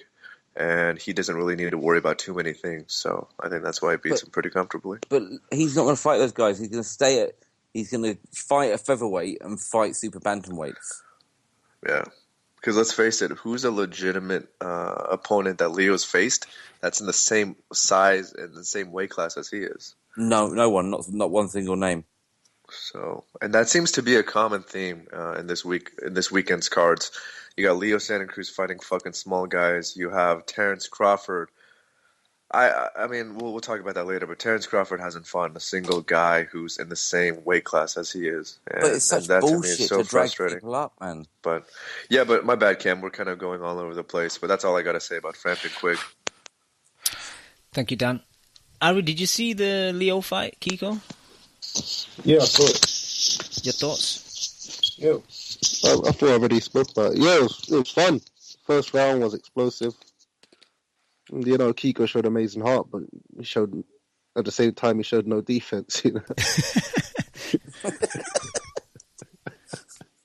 just taking punches. But yeah, it was a fun fight. Definitely, I enjoyed it. Jesus Christ, SantaCruz didn't stop throwing punches. You know what I mean? Like, it's crazy. Like he threw more punches in that first round than Quigg did in the whole of the fight versus Frampton. Yeah. That tells he threw 140 punches in that first round. So that's amazing. Leo's a beast. But you got to admit that I'd say 40 to 50 of those punches are just touching punches. True, but they're not really there to do any kind of damage. But yeah. Yeah. All right, let's move to the undercard quickly. It was a fight we were bigging up last weekend, the rematch between Ceja versus Ruiz. I actually picked Ruiz in the predictions league, but I picked unanimous. First round, dropped him. Ruiz dropped Ceja. Don't know if he twisted his ankle, broke his ankle, but obviously he was distraught, and ref let it go on, shipped some shots, and then ref jumped in and stopped it. Nothing really much we can kind of analyse, really. Do you guys see it? I didn't see it. Did anyone see it? Didn't see it, Cam. No worries. Like I said, not much to analyse. The only thing I could say is Thompson Boxing, who promote Ruiz, said that they're looking at Frampton next because now Ruiz is WBC champ at Super Bantam. I just think that Ceja deserves a rematch. They're saying, they're not looking for the trilogy against Ceja. In their opinion, Ruiz was winning comfortably in the first fight, dropped Ceja in the third, and then Ruiz got knocked out, dropped in the fifth and stopped it by the ref. They're saying, apart from a lucky punch, but, no punch is really lucky, and I think that Ceja deserves the third fight because, he was obviously injured, so that affected him getting stopped in the first round. So, having said that, I could even maybe see Carl Frampton having, a fight in the Odyssey in Ireland again, maybe against, because if he does drop maybe the WBA belt, he might fight for the WBC belt against Ruiz, so who knows. But is it Ruiz that full title? Is that a proper title? Yeah, because I think when they first fought, it was for the silver belt, but then obviously Leo stepped up to featherweight, so the belt became vacant, so they fought for the vacant belt. So it's not really a real belt. No, it is, but it isn't. It is, but it isn't. Yeah. But yeah, that's about that. That would make sense. I would do that. But, I think they're going to chase that Leo SantaCruz fight. I think they might be getting a bit too brave. Well, they did chase it a couple of years ago. Yeah. But I don't think Frampton was with Heyman at the time. And now the fact that he's with Heyman, he's had this big fight with Quigg. I can see the Leo... I can see the logic, yeah. Yeah, the Leo Frampton fight, it does make sense. I just hope it's not a spongy canvas. No, but I think fighting him at the Odyssey would be a good fight for Frampton for his next fight. Yeah. Yeah, I think it makes sense. I just don't know 100% his mandatory situation. He'll probably fight Wake on ITV or something, won't he? Yeah, I think he'll fight Wake on ITV and then that IBF and drop the other one. Drop the WBA and then fight Leo. Because everyone's saying, anyway, is it? Everyone's saying Rigo's ducking and that, but I'm of the opinion that I don't like when people say boxing's a business, but it is, and Rigo doesn't bring any money to it. When he fought on what undercard did he fight on recently? Was it the Canelo undercard? Canelo Cotto? Yeah, but I'm sorry, that is just. I know that boxing is a business, but there's also meant to be sporting pride, and that's what boxing should be about. But yes, they should fight Rigo. That should be his next fight, but he won't take it. I agree with you. I just don't. He's no one wants to see it. You're right. Nobody wants to see it because for some reason everyone hates Rigo. But I would want to see it. Personally. I want to see that fight. I want to see that fight over SantaCruz Frampton. I don't want to see it. Oh, come on, dude. These are probably two of the three best guys at 22. They're evenly sized. That's the thing that I care about more than anything. And SantaCruz versus Frampton is a freak show. I tell you what, see the thing about boxing fans is, after Riggindow's last fight, where he fucking stank the place out, one of the worst fights I've ever seen in my life. Okay. Everybody on this show was like, I never want to see him fight again. Yeah. Everyone on Twitter was like, I never want to see him fight again. Now it's like... I don't fully believe that, man. But the thing isn't it... Let me ask you a question, though. Isn't any kind of athletic contest about the best versus the best? And do you know who gets the most props recently and especially kind of looking back, is Donaire. Because Donaire fought him and he took that fight wanting to fight the best, and we should all fucking remember that. And he lost fair and square, but he gets fucking proper props for that. Yeah, but true. I mean, how do you rebuke something like that? No, sometimes the best don't win. And I do agree that Rigo is probably the best. Sometimes they don't win. You need to entertain as well, man. Fucking there's Leonardo DiCaprio, 22 years of trying to get the best actor, finally got it. But that's not a legitimate sport. That's not a legitimate contest, though. Yeah, this is a contest. It's illegitimate because those fucking movies in this analogy of yours, they don't compete against one another directly. There's no way to objectively observe who's better. In this sport, we have the opportunity to do that, and you don't want to see that? It's a sport, but it's also entertainment. Yeah, but look what we sat through on the weekend, 8 rounds of nothing. I'd rather have seen that, Frampton was in that fight with Quigg and nothing happened, so he should fight Rigo. And the thing is, fuck it, man. Even that fight probably is going to be boring, but I still want to see it. We all bitch and moan about legitimacy and all that shit, and yet you're a proponent of not wanting to see the fight? That's a very definition of legitimacy right there. I mean, fuck it. I actually don't dislike. I don't give a fuck about your. I don't give a fuck about your opinion. To be honest with you, I fucking hate Rigo. Honestly, do not give a fuck about wanting to see him fight. You can't You can't force me to watch that fucking fighter. I'm sorry. I don't give a fuck. I don't give a fuck about the hate I get. He's fucking boring as fuck. I don't want to see it. All right, he doesn't engage. All right, everybody knows it. He's the best. Okay, fine, great. Give him the fucking belt back then. I don't want to fucking see him.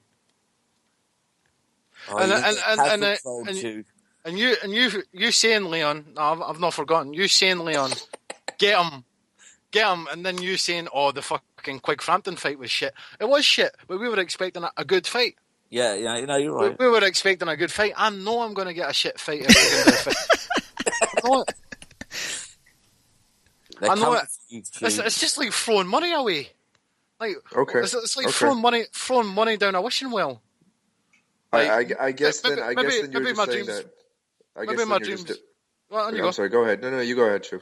Maybe my dreams would come true if I threw my money down a wishing well. But why can't he just do it for the kind of 150, 200,000 people who actually care in the world? Just do it for us. For the 5 fans on Twitter. Yeah, do it for us. But those are two separate things, though, my man. Because that shit fight. It's one thing to see a shit fight when Rigo is just playing with absolute food, right? When he's fighting a guy who's not even properly ranked.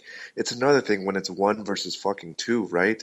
You got to give some credence to that, don't you? Oh, but then, like, why can we give Rigo props for fighting and nobody then? Like, why is he not fighting good opposition? We're not giving him props for that. Who's giving him props for that, Cam? No, I'm just saying, like, it's fucking bullshit. Yeah. You know, but the thing is, I mean, what's your take, Cam? I mean, you seem to be a guy who is a purist of the sport. I mean, if you're conceding to the point that you're okay not watching these kind of fights and you want to pass them over, you're kind of conceding that boxing is more of entertainment than sport, and that's not comfortable. I'm not comfortable with that. My opinion is I'm siding with Chew a bit more. I just think there's better fights for Frampton that I think are more exciting. Like, maybe take the Rigo fight in a couple of years when there's no opposition left. But if it's his next fight, I don't want to see Rigo because, like Leon said, you know, he thought and Chew thought that Saturday's fight was shit. I don't think it was as bad as they think. But if it's Rigo versus Frampton, the fight's going to be fucking slow. It's going to be at a slow pace. And Rigo just doesn't live up to the occasion. He just does enough to win, and that's it. And to me... Don't you think Frampton might take it to him? He may possibly do that, but Rigo will just get on his bike and move. I tell you what, both guys are called the Jackal. All right. See if you type Jackal into Wikipedia. All right. This is the fucking definition, and you guys are expecting a fucking exciting fight. Let me tell you. All right. They're fucking opportunist omnivores. All right. Scavengers. What about, man? All right, jackals are crep muscular. I don't even know what that means, but it's got the word creep in it. All right, so these guys are fucking creep scavengers of a fucking opportunistic nature. These guys aren't going to go toe to toe with you. All right, and fucking, you're not going to get an exciting fight. I think Frampton's got a potentially be an exciting fighter actually, but I know Rigondeaux's not. But I think Colin just said in the chat, I think he's right. I think Rigo wants to beat Frampton up. I think he wants to hurt him. I think he wants one of these guys. He was calling them chumps, wasn't he? On Twitter and stuff. I don't even think he handles his own Twitter account, to be honest. You know what? I'm going to believe it, Cam. I'll side you just a little bit. I'll side on the point of Cam and Chu just a little bit here. Fuck off, Dan. No, what I'm saying is that I can't trust anything that Rigo says in attempting to make a fight exciting to watch. Hold the fuck up. I'm just saying, if he fights Frampton, he's gonna make that shit as boring as he possibly can, like he did against Donaire. Of course. But at the same token, then if it's not Rigo, and say the only other alternative you have for Frampton's opponent is LSC, if it's not SantaCruz, then who's left out there? Who would you rather see over Rigo? There's no one at super bantamweight apart from Rigo. No. I won't mind seeing Donaire. Okay. Oh yeah, Donaire. Yeah. I don't know. To me, I understand that Rigo is not gonna present an entertaining fight. But if I'm a fan of the sport, and especially if I'm a fan of the fighter, I can't sit with that kind of decision making on the fighter's perspective. I can't have the fighter just dodge the best guy at that weight division, just not fight him at all. They've been doing it. Quigg was doing it for years, wasn't he? So. Yeah, but he wasn't the best though. No. He wasn't the second best. He wasn't the third best. You know what I mean? Like, if there's a clear 1 and 2, like, those motherfuckers have to fight each other. That's the whole point of Pacquiao fucking Mayweather, for God's sake, man. You know Mayweather's not going to be a good fight. But why was everyone hailing and advocating for that fight? Because it's 1 versus fucking 2, right? You're right. Let me quickly get Ari's opinion. Ari, would you want to see Rigo versus Frampton? Yeah. Yeah, but at the same time, I can see why I can see why we won't get it. You know, Rigo doesn't really bring anything to the table, but I see what Dan's saying. You know, it's about 1 versus 2. You know, Rigo is the true champion at that weight. Frampton's now got 2 belts. So yeah, I wouldn't mind seeing it, but I don't think we're going to see it. If you ask me if I think it's going to happen, I don't think it's going to happen. I think Frampton's going to go up to 126 now and fight SantaCruz. You got to think that's mad though, no, Ari, him going up there. He's too small. I don't know. I really don't know, but yeah, that's what they. You know, what I mean, as soon as the fight with Quigg is over, all they've been talking about is really SantaCruz. So I guess they want to go up now and go at featherweight. And even McGugan said he wanted him to go up to featherweight now. So I don't know. Yeah, we think he's too small in terms of, you know, his body size and arm reach and all that kind of stuff. But I don't know. Yeah. He seems to do good with his size, if you get what I mean. The way he fights, you know what I mean? You wouldn't think his arms were short. Look at the way he dominated with the jab in the quick fight. Even though it's true. You're right, actually. He's great. Harry, why do you... You know what I mean? You sound like you're underwater. What's going on? What do you mean? There we go. What about now? That's better. That's better. Fucking get up off your bed, man. No, I'm tired. I've got the flu, actually, but yeah. All right, we will stay with you. We'll move on to Crawford. Did you see the Crawford-Lundy fight? I couldn't find the full fight anywhere. You should have asked me, man. I would have hooked you up with the link. No, I just saw the highlights. Like, I saw he stopped him on the ropes and everything. But Lundy looked like he was doing all right in the first couple. He did okay in the first round, but after that... He won the first round, I thought. But why is he fighting Lundy? I don't get that. Because he's a bum. What does Lundy bring to the table? Why isn't Crawford... Nothing. Fighting like a decent 140 guy. Get him. Well, Look, let me go off on Terence Crawford, and this is going to be a huge 360 for me. I mean, a huge 360, because initially I was so. Is it going to be a 720? It's a 720 divided by 4. Let's leave it at that. 1080. What about 1080? Yeah, 1080 sounds good. But the thing is, I was a huge Terence Crawford fan when he first started. One of the first podcasts we ever did on the Boxing Coalition was me and Chu arguing who was the better prospect, Mikey Garcia versus Terence Crawford. I always sided with Terence Crawford. Now, the thing is, for all I know, Terence Crawford still may be as good as I originally thought he was. But the thing is, he hasn't fucking fought anybody. So I have no idea how fucking good he is, because he doesn't fight people his own size. When he was at 135, he fought guys who were at 130 and at 126. And then when he moved up to 140, he started fighting guys who are 135 fighters and who are clearly smaller than him. You know, guys like Hank Lundy, for example. Derry Jean, he's a 35-pounder. When he was at 35, his most notable name was against Yuriorkis Gamboa, who was a 126-pounder. So I'm just tired of all this bullshit. If you're going to be hailed as a potential pound-for-pound and in a top 5-level fighter, you got to fucking fight somebody, you know. And the thing is, Terence Crawford doesn't have a single name on his resume that really makes me believe that he's the truth. You know, he looks great on the eye test, but who the fuck cares? He's killing bums left and right, but that doesn't really prove shit for me. So I just need him to fight somebody. That's all. Terence Crawford. Every time I see Terence Crawford, he gets taller. Like, what the fuck's going on? Is he still going through puberty? He's probably going to end up at fucking light heavyweight by the end of it, man. He's fucking. Maybe it's just because he's fighting very small fighters, like Dan's saying. And he just looks bigger. He has got like a thin frame, but yeah, he looked massive compared to Lundy. And I mean, there's points during the fight where I thought Terence Crawford he wasn't doing what he was usually doing, which is kind of switching stances all the time. He was just sticking in southpaw, and eventually it worked for him. But you know, when he did knock him out in the 5th round, he did switch stances and he caught him. You know, initially the punch that started it was a left hand from the southpaw position, and then all of a sudden he's switching stances, landing like a good right hook and shit. He fought the first round orthodox, didn't he? And he lost it. And that's when he switched. No, I think he fought it southpaw from the start. I don't think he... Oh, I thought he switched in the second. No, I think as far as I remember, I think he came out southpaw. Yeah, I think he fought the majority of it southpaw, but I mean, I heard you guys say that you only gave Lundy one round. I gave him the first three. You gave Lundy the first three? I gave Lundy the first three. I thought definitely two and three were competitive. Did you take any pills while you were in Manchester, Chew? No, I wasn't. Only rehydration salts that Leon gave me.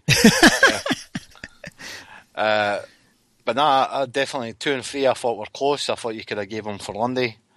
I gave 1, 2 and 3 for Lundy. I definitely gave the 4th and the 5th to Crawford. I thought Crawford done pretty shit, to be honest. I'm not that impressed. I mean, he won the fight and he knocked him out. He gets tagged a lot. Yeah, he does. Yeah. No, that's a theme in all of his fights. He starts very slow, and the first couple of rounds he always gets tagged.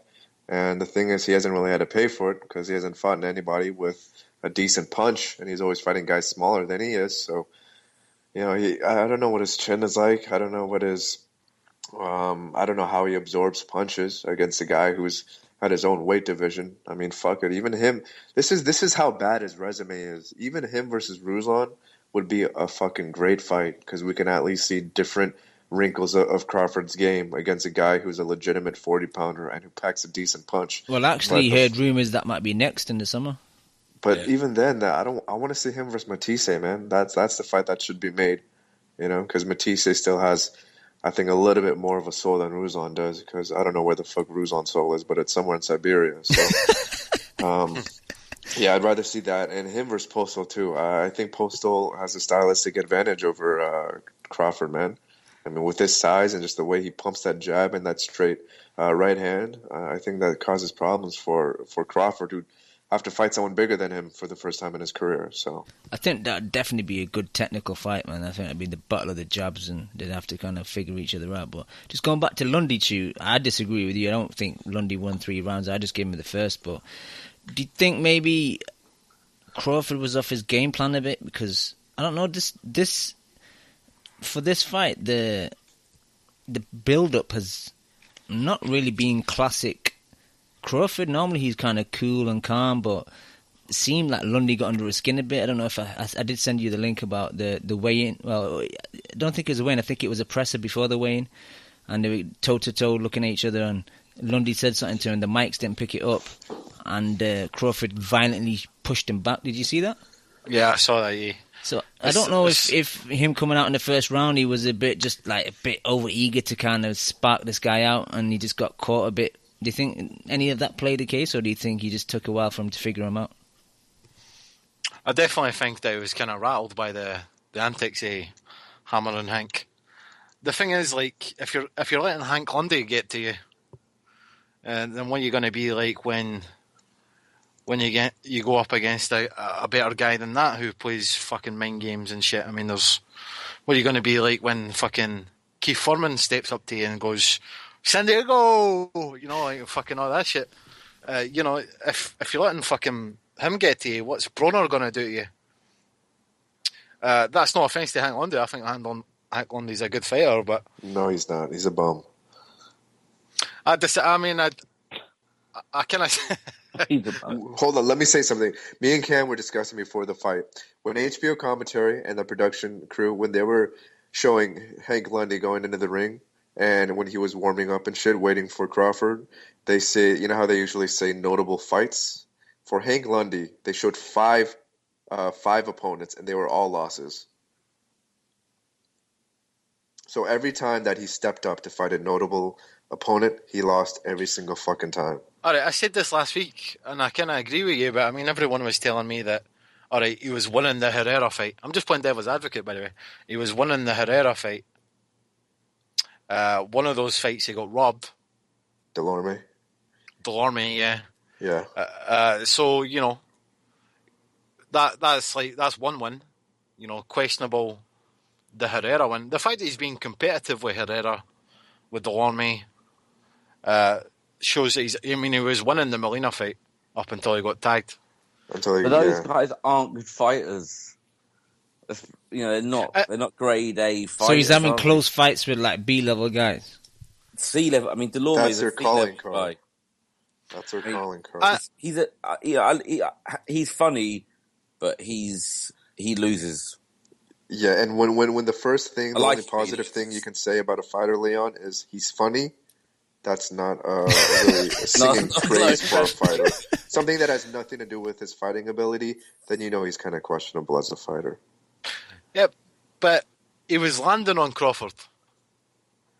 You know what I mean? Like Yeah, you said, and I'm not disagreeing with you that at all. I'm just saying that Lundy's a bum. That's it. I don't know if everyone's proclaiming like Terence Crawford to be the next king of boxing, and you're letting Hank Lundy, who you're saying is a bum, land on you, then what does that make Terence Crawford? But we're not saying that.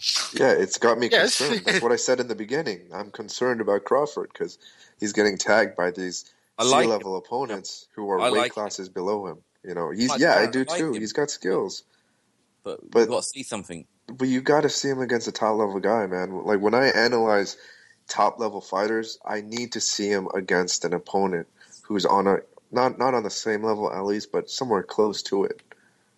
I would take Provodnikov next, and then I'd take Matisse or Postal after that, and I think that would be a good year for him.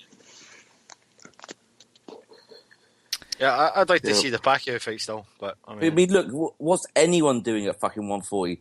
Broner's about to fight Theo Payne, for fuck's sake. I mean, that division's just... It's dog shit. It's dog shit. I mean, the only good... Postal's got the best win. He's the guy at 140 for me. You got to say, he's got the best win. That's one of the bummiest divisions, man. Fucking Benavidez, the guy who beat... who robbed Mauricio O'Hara. He's a belt holder at that weight division, and I think he's a bum. So... You've got Matisse Herrera coming soon. Yeah. That'll be a good fight. Is that at 47 though? Yep. That's on the Canelo Con undercard. Is it? That's 147, is it? Is it? They shouldn't be up there, either of them. Yeah. 140 guys. But, you know, that's two of the best fighters in that division going up a division. So, I mean, that division's got even worse. The best thing about that fight was the ref, Steve Wallace. Oh, my favourite ref. Did you enjoy it, Cam? Oh man, the facial expressions, man. Twitter was killing it afterwards, man. People had made galleries of his facial expressions in that fight. Even the way he glides about the ring, I enjoy. He's like a Fred Flintstone with a bowling ball. I think he's got a bit of a Beetlejuice about him. He's just having fun in there, man. That's what I love. You could tell he's a fan of boxing. He's like, oh yeah, game, oh. His faces were good when Triple G was landing on Lemieux. Yeah. That was classic. He was closing his eyes at one point. I thought Jim Lampley was kind of strange. Like he's kind of making fun of him, Jim Lampley. He's kind of like, boxing fans love Steve Wallace because of the faces he makes. It's true. Lamprey gets it. Lamprey knows what's going on. No, but loves a bit of Twitter bants. Aye, but like Lampley's saying, like, he doesn't mean it. He's just got one of those faces. I disagree. I think he does exaggerate it. And he's got one of those faces. It's just, I don't know. He's a fucking, when you see him reffing a fight, I'm happy. Yeah. Let's get to the undercard, Dan. Felix Verdejo, we were having a slight conversation before the show, and I said let's save it for the air. He was fighting William Silva, who had an unbeaten record coming into the fight. Brazilian, I don't think he had fought outside Brazil up until then. No, he had fought in America and Puerto Rico, I think, just looking at his record. What did you think of Verdejo's performance, Dan? I thought it was pretty poor. I think Verdejo, he's got all the physical talent in the world. If there were a couple of scientists who were trying to create the perfect, boxer from a physical standpoint, from an athletic standpoint, then Felix Verdejo is what you conjure. But at the same time, I don't think he has that good of a boxing brain. I think the way that he sets up his punches, it's so poor. After 2-3 rounds in that fight, it was clear that Verdejo had the clear physical advantages. And the thing about Verdejo is he doesn't know how to set up any of his punches. He always starts with his left hand. He'll throw like a jab. He'll throw a jab to the body. He'll throw a lead left hook, and then he always loads up on that right hand. I mean, you guys notice that? He always loads up on a straight right hand or an override right hand. Yep. And he did that shit throughout the entire fucking fight, man. Like no closing of the distance in by feinting or know how to throw punches on the inside. It's 2 fights in a row now too on HBO where he's kind of laid a dud. He went to a decision against guys who are clearly below his level. And I don't want to hear for 1 second that, this guy was undefeated, so he was a legitimate opponent. He's a fucking Brazilian boxer, man. Nobody fucking boxes in Brazil. Never trust a Brazilian boxer. Never trust a Brazilian boxer. Yeah, that's like trying to look for the next great Michael Jordan in Korea. It just doesn't happen. They're the new ones never to trust, the Brazilians. So yeah, I mean Verdejo, he's just so flashy that even I doubt myself despite saying all this shit. Like, he should be great. He should be a great fighter because he's got all the tools. And it'd just be a travesty if he doesn't turn out to be a great fighter. But I'm just having my doubts and reservations. I don't know how good he's going to be, and I need to see that chin get tested too. So, those are just some things that I'm concerned about. Yeah, I agree with 80% of what you said. Against Silva, he didn't really adjust. He kept looking for that right hand, either the overhand or the straight right. And like he said, he loaded up on it so much, and it wasn't working. But yet he was still doing it. And then I think in the last line, in the last round, he started to use the left hook a bit more, and it had a bit of success. And I was like, well, why did it take you so long to make that adjustment? And the part I disagree with you. I've said it before in previous podcasts that it's the unknown. So I said last week where Verdejo is the type of guy, almost a bit like Joshua's has that in previous fights. Joseph Parker's had it in previous fights where they've already got a fight booked in the schedule before they've even fought one guy. And I always find that a bit disrespectful that you're thinking so far ahead that, wait a minute, concentrate on this guy, beat him, then look at the next date. And Verdejo, when I always look at his box rec, he always has like 2 fights kind of pre-planned ahead of time. And I think maybe his team just took the eye off the ball with this Silva guy because, I'm not shitting on this guy. This guy was okay, man. I could see, Eddie Hearn bringing him over for some of his lightweights because, he had a high guard. He didn't really get hit that much. His face was pretty much unmarked. And all the rounds were competitive. I don't really think he won. Yeah, but Cam, I'm sorry to cut you off, but doesn't Eddie Hearn bring nothing but bums over to the UK? So what? He does, but sometimes, some of his prospects, he tries to give him a fight where they're gonna make, get rounds under the belt and a bit of competitiveness, because look what happened to Luke Campbell. He kind of got fed bums and got exposed. Yep. So I think Silva's one of those guys that he'll give your guy some rounds. Verdejo, when he was fighting in the center of the ring, it was always a jab and then the right hand, where he kind of either should have positioned himself where he's kind of backing Silva up against the ropes and then try and throw it where, because Silva was just going back in straight lines. He was just stepping back and he was out of position. And Verdejo either should have done that or doubled up in the jab, stepped in with it, and then with the right hand and maybe with the left hook. So it was a bit of a shame that he didn't adjust, but someone said it in the chat earlier that is it an issue where he's still kind of protecting his hands a bit because he is young and he has had a few hand issues, so maybe he's not. Well, obviously that doesn't make up for the fact that he's not adjusting. But do you think maybe the power is not really getting shown against his last couple of opposition? The fact that he's just saving his hands a bit. Yeah, I mean that's a valid point, but the thing that's more concerning between those two issues is the lack of adjustment more than the power. And like you mentioned before, look, I mean, I think what you're saying on paper it's a very sound argument to make, and it sounds good in theory.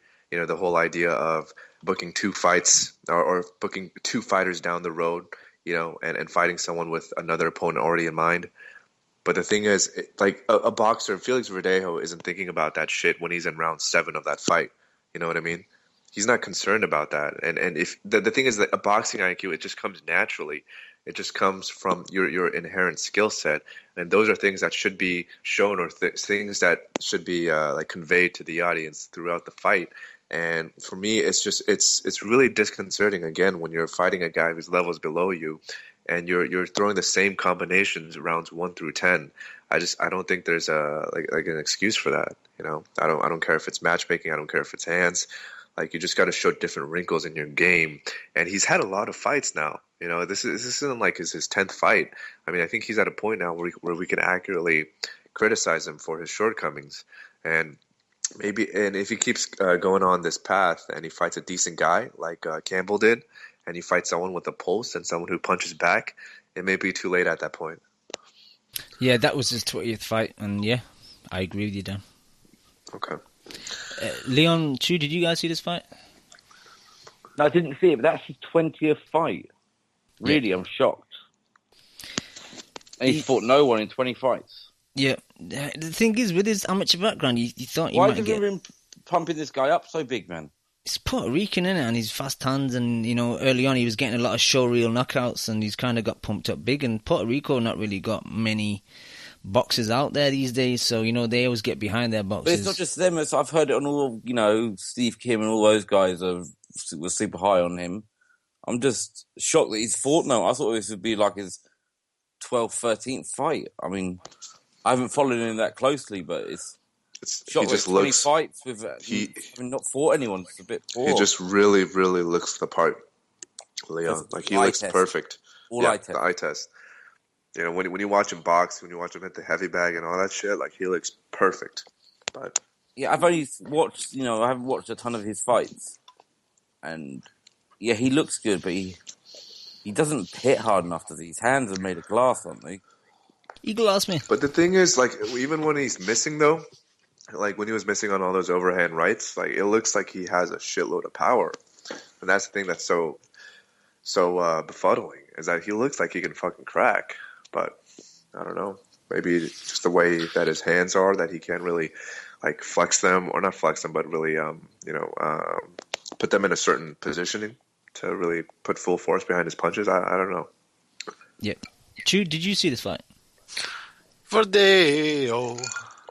No, I didn't see it, mate. The thing is, like with like Dan saying, his hands are fucked, and I definitely think that when you're proclaimed to be the next great Puerto Rican fighter, that's just too much pressure for a guy who's not got any kind of notable wins. Like, you've got a whole fucking country on your back. Why would you? I mean, like, he's fighting on the undercard in Madison Square Garden, but really he's the ticket seller. He's the draw. You know, Terence Crawford's fighting in the main event, but really all those fans are there to see you, and I just think that's too much. Just to interrupt you, it was the theatre at the Garden, so it's like in the basement of the Garden. I think the max capacity is about 5,000. I think it was full, but the max capacity is 5,000. Yeah, still, it's like 4,500. That's still 5,000 fans who are there to see you and not the main event. And 20 fights in, hands are fucked. I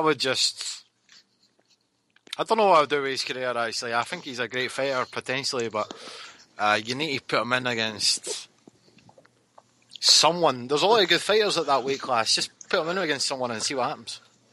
Yeah, it's crazy.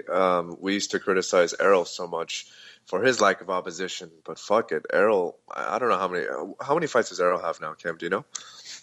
Not off the top of my head, but Google is my friend. I'll keep talking. But the thing is, what I'm trying to say is that we give Errol so much shit for not fighting guys, and his resume is so much better than Felix Verdejo, and he's actually fighting Chris Algieri now, and it's just funny to see how these things change so quickly within a year, because, you know, if you asked me a year ago who the better prospect was, I would have said Verdejo easily, but it's just funny because I'm so high on Errol Spence now, and I'm not quite sure about Felix Verdejo's prospects. Errol's 20th fight will be the Algieri fight. Wow. Same number of fights. I know Spence is like 3 years older, but it's still pretty interesting to see. But yeah, I think just going back to the card in general, it looked like a really fun and lively atmosphere. I'm not quite sure what the logic, though, was behind putting Terence Crawford in New York. I'm not quite sure what his future success is going to be. I don't think he's going to be able to sell anything close to Madison Square Garden levels in the future. So I found that strange as well, especially with him like selling out that arena in Nebraska. Yeah, exactly. So, and another thing that we should probably talk about is the falling out. I mean, we could talk about it later, Cam, if we talk about Lomachenko versus Walters. But it does seem like HBO is very, very stringent in their in the allocation of their money for boxing this year. I know Time Warner has cut down a lot of costs for HBO's overall budget. So there's been a lot of talk about HBO just putting less cards out there for their boxing programs, and that's going to really affect what kind of fights we're going to get moving forward. Because I know HBO has turned down all of Cotto's recent potential opponents. So if they're willing to deny Miguel Cotto a fight, imagine what kind of other prospects they're willing to cut moving forward. Well, Steve Bunce was saying on the build-up show on the weekend that Bob Arum offered HBO, I think, a card with Walters and Loma, and I think it was either Verdejo and someone decent, or it was basically a good card, and they refused it. They said it's not good enough, so I definitely agree with you there. Apparently, I think a new bigwig at HBO doesn't get on well with Mr. Arum, yeah, and I think, he was whining and dining some people over from Showtime, so maybe he's going to switch over his alliances. Well, good. He should make. I'm glad HBO are forcing them to. If that's him, if HBO are forcing that fight, Lomachenko versus Walters, then good on them. That's a good thing. Yeah, but that's what I'm saying. They're forcing it, but they're turning it down, saying it's not good enough. Well, they're saying that. I thought you were talking about them fighting separate fights plus Verdejo. They turned down Lomachenko versus Walters. Yep. Wow. But I don't trust a single. They're all on the left-hand side. Oh, okay. I don't trust a single word Bob Arum says, though. So I take that with a grain of salt. That's true. All right, should we move on, boys? Let's do it. Yep. Jose is all about the sexy name. I'm bringing sexy back. My boy Jose. What's happening, Jose? What's going on, guys? What's going on? First of all, before I start talking about boxing, just want to say I was happy to see that you guys all got united there and you guys all met up, man. It's great. That's what makes boxing really all worth it, man. It's just to see some friends you make over the phone, over the shows, and it's nice to see you guys get together, man. Hopefully one day I'll be able to join you guys. Definitely, man. You're a big advocate of that. Every time you're in Vegas, you link up with people and friends on Twitter and stuff, so we have to try and copy you. Yeah, man. It's fun. Definitely. It's good. So speaking of that, are you guys going to make it down for the con fight or not? It's tickets dependent. I know me and Leon are thinking about it. If we get tickets, Lim's going to go as well, so a few of us will be there, fingers crossed. Great, man. No, you have to go, man. That's your boy. You got to... Still there, Jose? Yeah, but Jose, that's like going to your son's soccer game, knowing that he's going to get his ass beat by someone 7 years older than him. That's ironic that Jose started talking about Can and then he suddenly dropped. Is that how the Canelo fight's going to go? Probably. No, but I saw the press conference for Canelo. I know we'll talk about this later, but Can is bigger than him. He is bigger than him. Dude, nobody gives a fuck, man. Just look at the size of his legs. Hey guys, can you hear me again or not? Yeah, we can now, yeah. We're good, Jose. Okay, cool. Sorry, man. I'm on Skype on my phone and somebody called me, so I gotta figure that setting out. Anyway, yeah, I was just saying, I think it's a great fight for Khan, man. If you're a Khan fan, it's got to be exciting. Like, he has the opportunity to basically win the world. And I mean, in my opinion, like, I'm a huge Canelo fan too, but I think, and I want the fight to go one of two ways. I want either Canelo to knock him out and just kill him, or I want it to be like a hard-fought battle, and I want to see Khan win, man. I'd love to see Khan win. I think it's better for boxing if he does win. I know a lot of you guys have been hearing it, like I've heard tons of shows, and a lot of people get upset because it's the lineal belt and this and that and the other, but in my opinion, this is like the Champions League. Like, this is where the best meet the best, and you're allowed to make rules around it. And if ultimately we're getting to see superstars fight superstars, I don't care. Like, look at Porter. Like, I'm not a big fan of Porter. He dropped down to 142, 143. He made the weight. If the reward is worth the risk, then take it. And that's what Khan's doing, and I'm all about it, man. And I like it. I love it. And I could really care less about whether the prestige of the belts are being honored or not. At the end of the day, I want to see entertainment, and I want to see the sexy fighters fighting, man. And I think that's really what matters, right? So I'm pumped up about it, right? So that's my thought. Let me ask you, Jose. Is this really the best versus the best, or just the sexy versus the sexy? It's two sexies, man. Like I know, but is it best versus best? But there is no best versus best right now, because legitimately, you got to admit, Triple G is too big for Canelo, right? No, he's not. In my opinion, he is. He's a lot bigger than him, because Triple G could easily go up to 168. I think Canelo is peaked at 160, man. Canelo can't go up to 168. It's too much of a difference. He'd get beat by opponents that aren't nearly as good as he is, like, on a pound-per-pound basis. I think, the 150, 156, 158 is the stretch of the max of where he can go. But what I like about it is I believe this weight is where Canelo will fight best at. He's legitimately What do you mean, 155? 156, 155, yeah, because he's too big. He's too big to be a 147. And he's too small to even be a 154 legit, right? But Jose, we have weight classes for a reason. Come on, Jose. You do have weight classes for a reason, but ultimately the reason we have weight classes at all is so that it's somewhat fair. And this is a fair fight. These boys, I think, are legitimately the same size. No, they're not. And you can't say that Khan can't fill out 154 just as easily as Canelo can. They're legitimately both welterweights, in my opinion. If they had to make the weight, they'd both be welterweights. If they had to, dominate one weight division, they'd both be fighting 147. They'd be starving themselves. Like Canelo would have to starve himself, but that's legitimately probably where he has his best chance of winning. Canelo can't even make 154. Canelo would die if he had to fight at 147, Jose. Look, I understand you can't equate size to height, my man.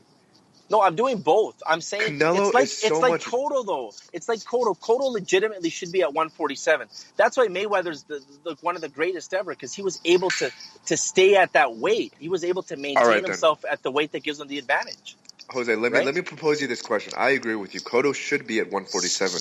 But by your logic, if you think Canelo should be at 147 as well, do you not agree that the size difference between Cotto and Canelo, who are about the same size in terms of height, was fucking drastic as hell? That was like watching two guys at two different weight classes fight each other. Oh, Cotto, Canelo? Yeah, yes. Of course, right? Yeah, but you just said they're both welterweights, ideally speaking, right? They are, but they're beefing up. Like, obviously Canelo has that advantage.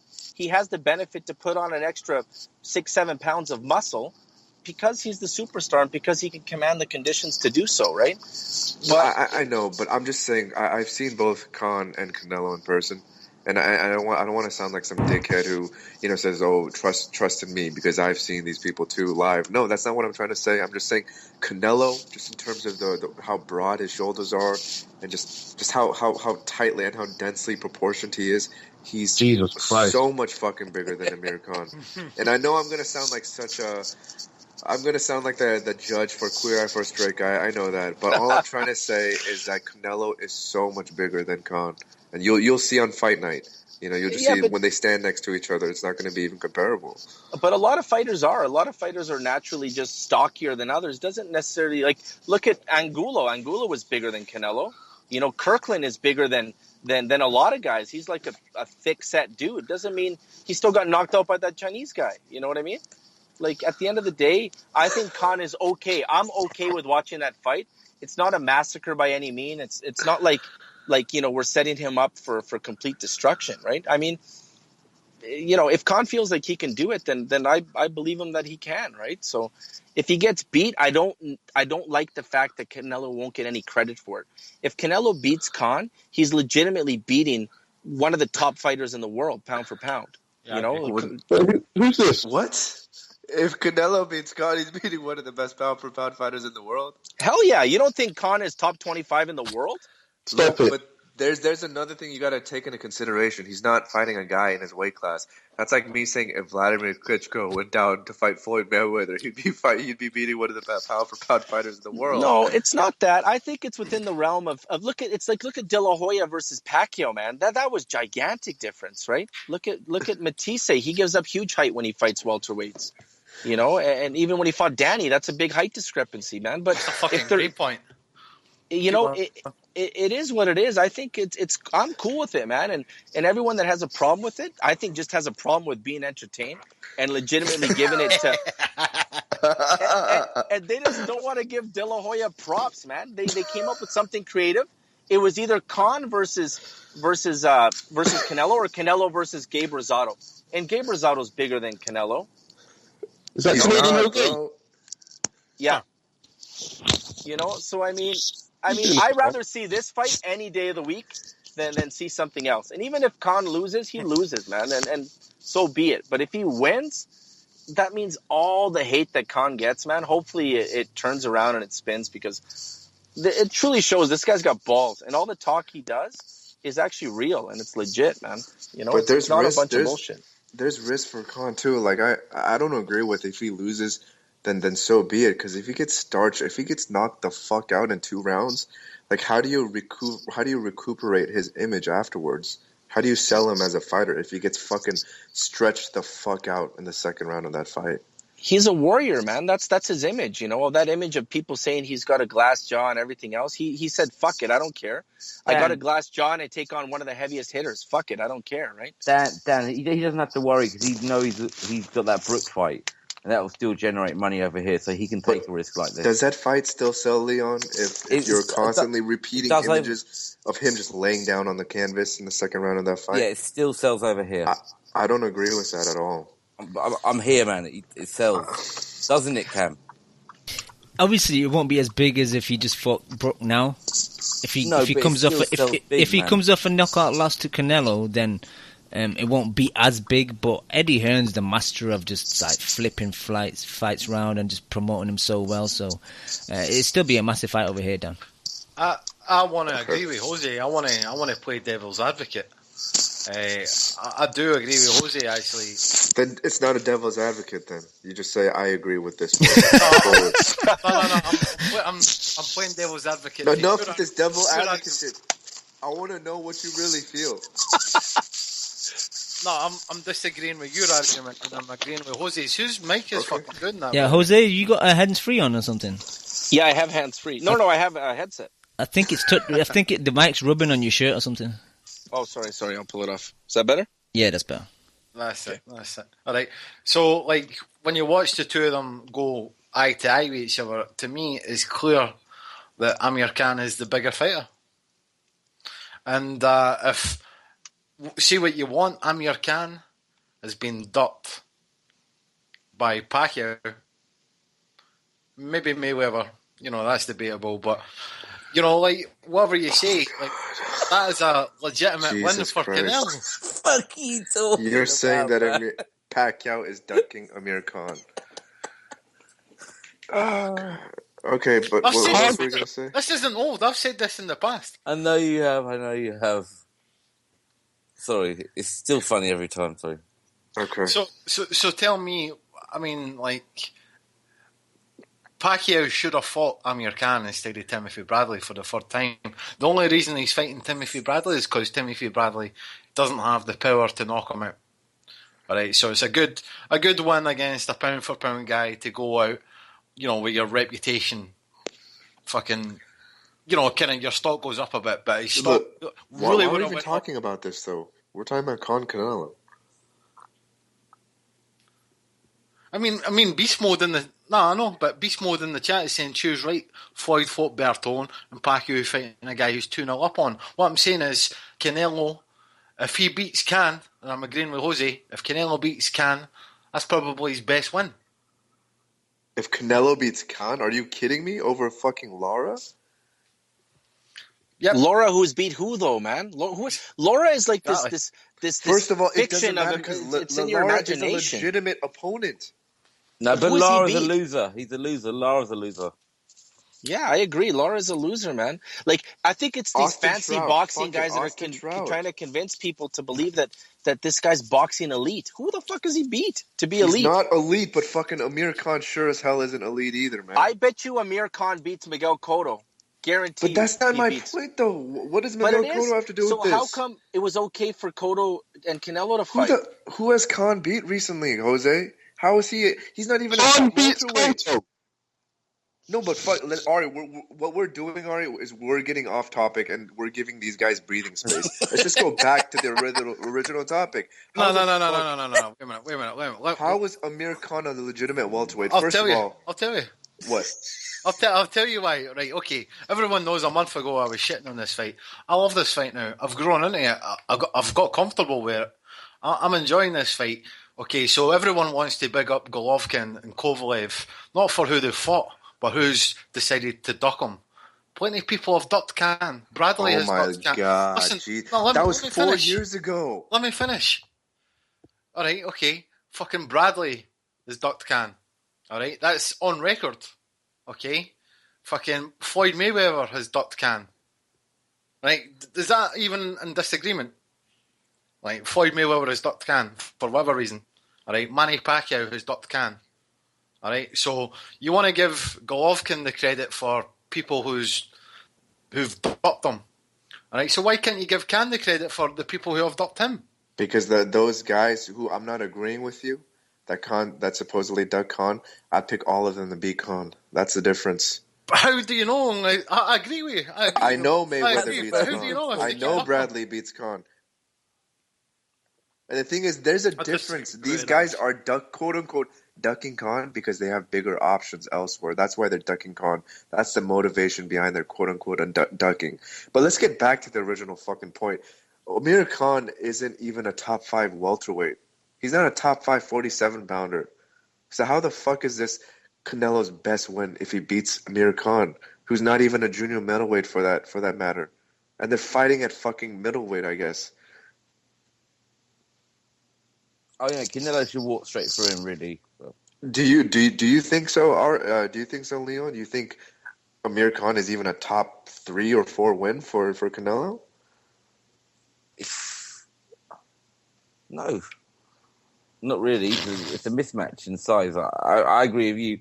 He might be taller, but he's not stronger. It's a brave fight for Khan to take, but I think he loses, and probably quite badly. And I'm sorry, Beast Mode. Amir Khan isn't top 5 welterweight. There's Porter, there's Thurman, there's Pacquiao, there's Bradley, and who else is there? Who's another name? Those are all 50-50 fights, though, man. Those aren't like 70-30s. Those you make it seem as if he's going to get his ass kicked if he fights Porter or Thurman. I would say he does. I would be very, very confident that he does. Oh, he'd beat Porter. Porter's a CD. He beats Garcia too, man. I'm telling you, he was beating Garcia, man. And I hate to say it, fucking 4 years later, but he was beating Garcia, man, and he got caught. It happens. That's what I love about Amir Khan. But He's he vulnerable, always gets man. caught, though. He that's historically always gets caught. That's what makes him entertaining. He's vulnerable. To me, it's more exciting to see that some guy fight through it. Like I rewatched that Danny Garcia Khan fight. Fuck, at no point does Khan want to quit. That fucking guy does not know quit. And that's amazing, man. Like, I love it. That to me is the most entertaining part of boxing, is seeing some guy shake off the cobwebs, come back, and fucking win. And he also doesn't. Yeah, but the thing is, like, how ridiculous is that sounds, man? He was doing well, and then he got caught. AK, he got knocked the fuck out. No, he did, but I'm saying he's on that fucking level. You make him seem like he's below that level. Like, what level would he be at then? He's at what, like he's a top 10 welterweight. Level? No, he's a top 10 welterweight. But I think he's a top 10 welterweight that can win any single fight of those guys, man. I think he could beat any of those dudes. I don't think any of them have a cakewalk against him. Yeah, but he's fighting Canelo, who's not even in that weight class. That's my point. There's too much separation in size between these two fighters, man. And just because you look at a picture and they look the same height doesn't mean that they're the same weight class of a fighter. Why does Jose come on here with his Khan bullshit? Well, just because I was saying, like, that you guys should go down and cheer him on, man. Like, I mean, this is why don't the British guys cheer on Khan as much as they do everybody else? Like, I hear all this Quigg, Frampton, and this and that and the other. How come people aren't applauding this guy for his balls, man? And I just got to answer Kid Gallibum directly. He says that I don't give shit for Pacquiao fighting Rios. I give shit for Pacquiao fighting Rios all the fucking time. That was a terrible fucking fight. And even though Pacquiao got knocked the fuck out by Marquez after that fight, listen to the original show that we had. I was shitting on that fight from the very beginning. What about Algieri? That's even a bigger mismatch. I just want to say that we all of us said that Khan had balls for taking this fight, though. We all did. We do think he's got balls for taking this fight. Right. I'm hyped for that fight still. I know it's a mismatch, but I am. Hey, what are you going to say, Ari? I was going to say, Jose says about British guys don't back Khan. Because Khan don't fuck with us. Khan left. You don't care about the UK, so why should we care about him? Well, I disagree, man. Like, I think you see the guy. You don't understand. Well, perhaps, but I see him here in North America representing England, man, with all the pride he can. Doesn't. Well, I'm telling you how we see it here, man. When I see him here, he's not an American fighter. He's a British fighter, and he's repping his country, and he's trying to take on the world here in North America, and he's trying to make the biggest name possible for himself, man. So, I mean, if he's not a domestic fighter at that level, I understand, but he's here repping your country, man. And he's doing the best he can. So, just cut the guy a bit of slack. I just don't understand why certain fighters don't get the respect from the Brits that they deserve, and other guys who don't deserve it get it. The other thing is he's a shocking talker. And we have to listen to some fucking bullshit from him, and us Brits, we don't fuck with that shit. No, yeah, but it's clearly this guy's a full retard, so he gets shit. That's how Leon. it goes, man. Leon, it's clearly persuaded some people who think Floyd Mayweather is ducking Amir Khan. I'll just leave it at that. Yeah. Well, it's more than that, man. It's definitely another reason, and everyone knows why he's not appreciated in Britain, man. It's because it's a racial thing, plain and simple. Oh, bullshit, man. No, it's not, man. That's the fucking truth. Bullshit. It's the truth, man. But whatever. I don't know what the fuck you're talking about, mother. No, man. I do, man. I do. Of course it is. How come everyone backs every mediocre fighter there in Britain, and Khan, who's actually a true export, nobody fucking wants to have his back, man. But whatever. That's you're not pushing us down that fucking road, man. Nah, man. No, I'm just saying it's whatever, man. I'm just expressing my opinion. I think it's the same thing for. No, I think it's the same you're thing not just people do. Expressing your opinion. You just made an indictment on the British people, and you can't say it's well. Just your opinion. But that's my opinion. That's how I feel about it, man. I feel like. But whatever. Hey, you don't see what our other sport. No, man. We support all our sports people the same over here. See, to be honest, right?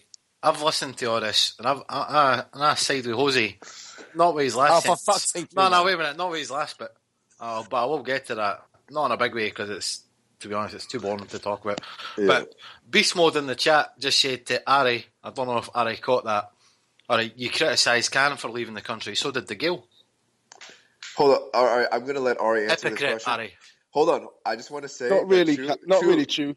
You're the best at doing this shit. When you want to try to attack one of us on the show, you'll fucking scavenge for a fucking quote in the chat. You'll go back fucking pages to criticize one of us. I know how you are. Keeping an eye out on you, motherfucker. It's a scroll down thing. Okay, but I'm going to let Ari go. Two clicks to a fucking mouse. He's going back 14 days and stuff, Dan. He's going back in his history from 2012. Chu has 20 accounts. Hey, Cam, you know how you always marvel at the number of live listeners we have? That's all Half true. Of those are fucking true. He's just making quotes up. Oh, hey, mate, if you want to win an argument, you better get ready. Let me just say a subtle little subliminal. I was on mute that you're saying about some guys think that Floyd Mayweather ducked Khan. All right, fine. Just say my name. I know. That was the joke.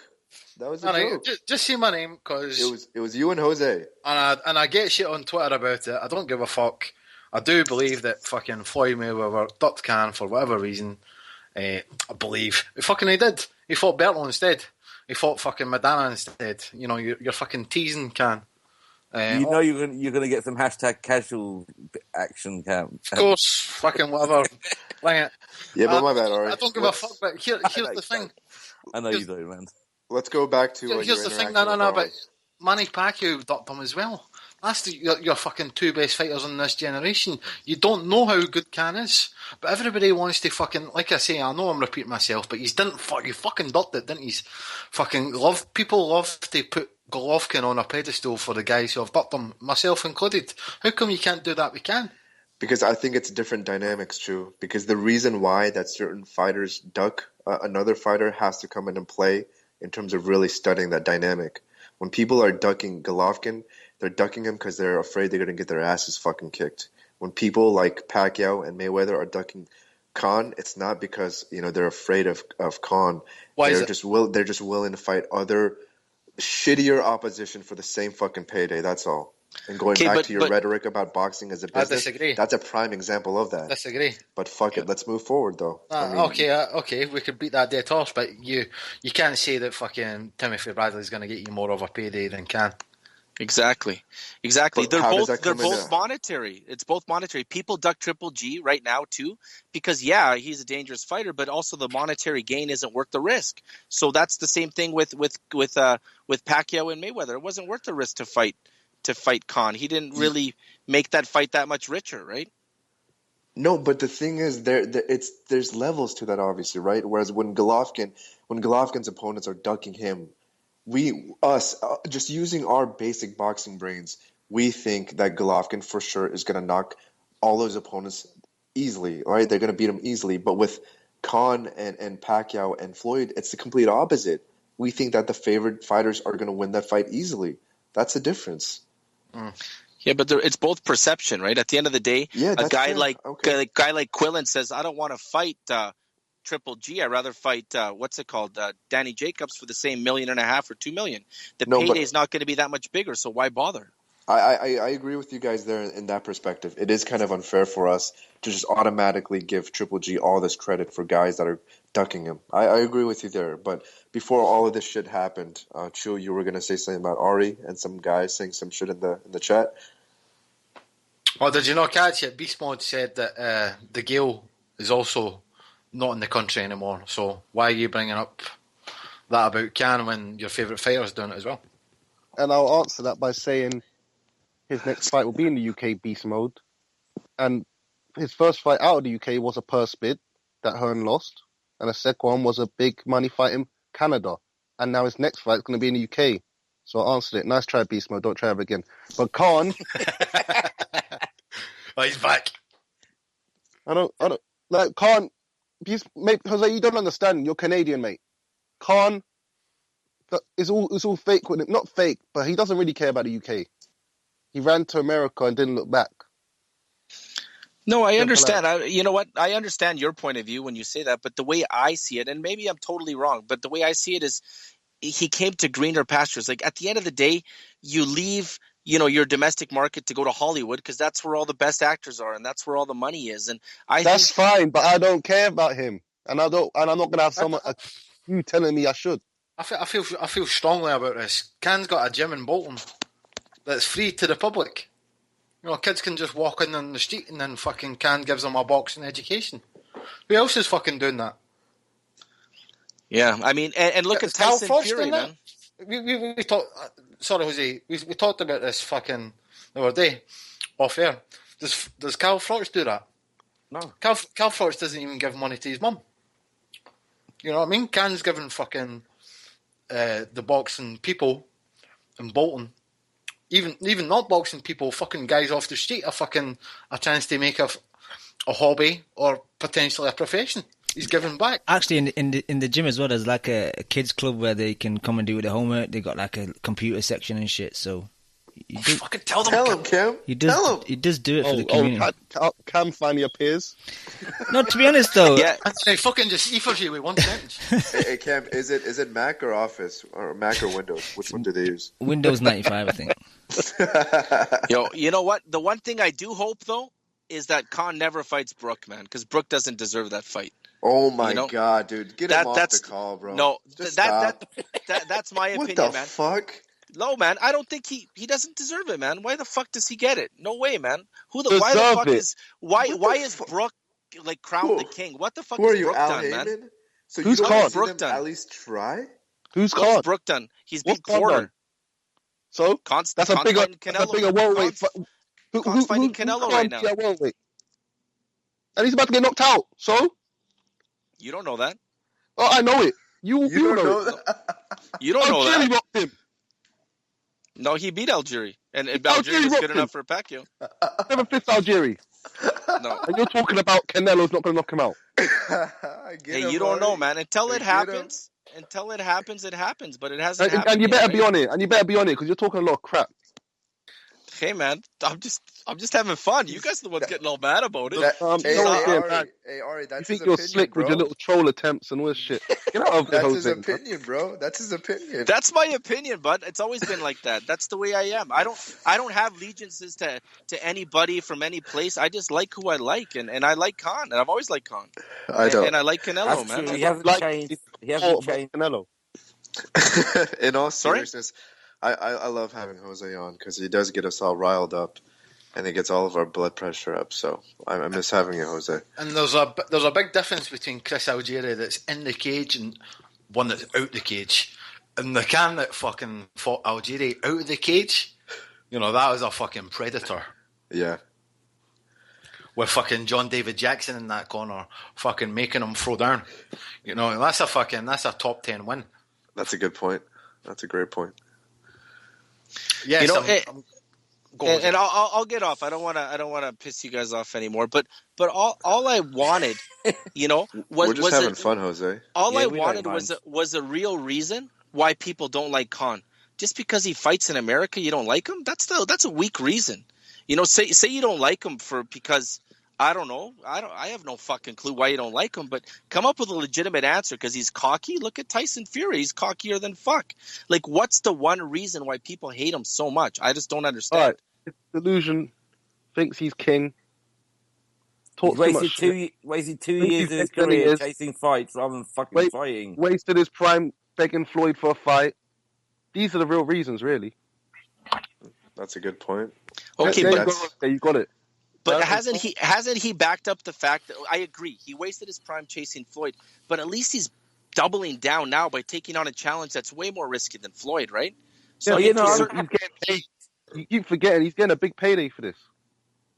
Khan would be fine. Khan could fight any bum and still make $2 million. Khan could literally fight a fucking bum on the street and make $2 million. He made $1 million by Algieri. He made $1 million by Devon. I think his minimum is 1.5. I think. All right, then 1.5 then. But he could take on much less risky fights and still make a lot of money, man. Low risk fights for like the past 3 years, mate. Well, I think he wants to be a global superstar, man. I think I don't want to touch on it too much, but we have talked about it a long time ago on the show, like a year ago. Like, does Khan's he's obviously British Khan, but does his Pakistani background hurt him with the British fans? To be honest with you, no, because when he was 17, he was getting 20 million viewers on ITV. He was selling out 20,000 arenas. Something must have happened. I do think that Khan is he doesn't help himself in some respects. I think he's really put himself in the same bracket as Mayweather and Pacquiao without actually fighting him. Now, it's not necessarily his fault, but you do need to eventually fight one of those guys if you're going to act like that. And he doesn't help himself by ducking Brook either. I think a lot more people would respect him if he actually fought Brook, but he doesn't. So I don't know. I suppose it's ironic that people are ducking Khan and then he ducks Brook, so you can't really complain. Yeah, no, it's a very valid point you bring up. He was a star from a very young age, and the country backed him. Jose, anything else you want to talk about? That's it, boys. I guess I'll hang up and I'll probably listen to Ari lose his mind, but it's all good. You guys Be gentle, man. I'll see you guys No, soon. we're not going to say anything. Yo, Jose, man, don't take offense to anything, man. It's all love. Why would Jose take offense? He's the one coming on here chatting shit.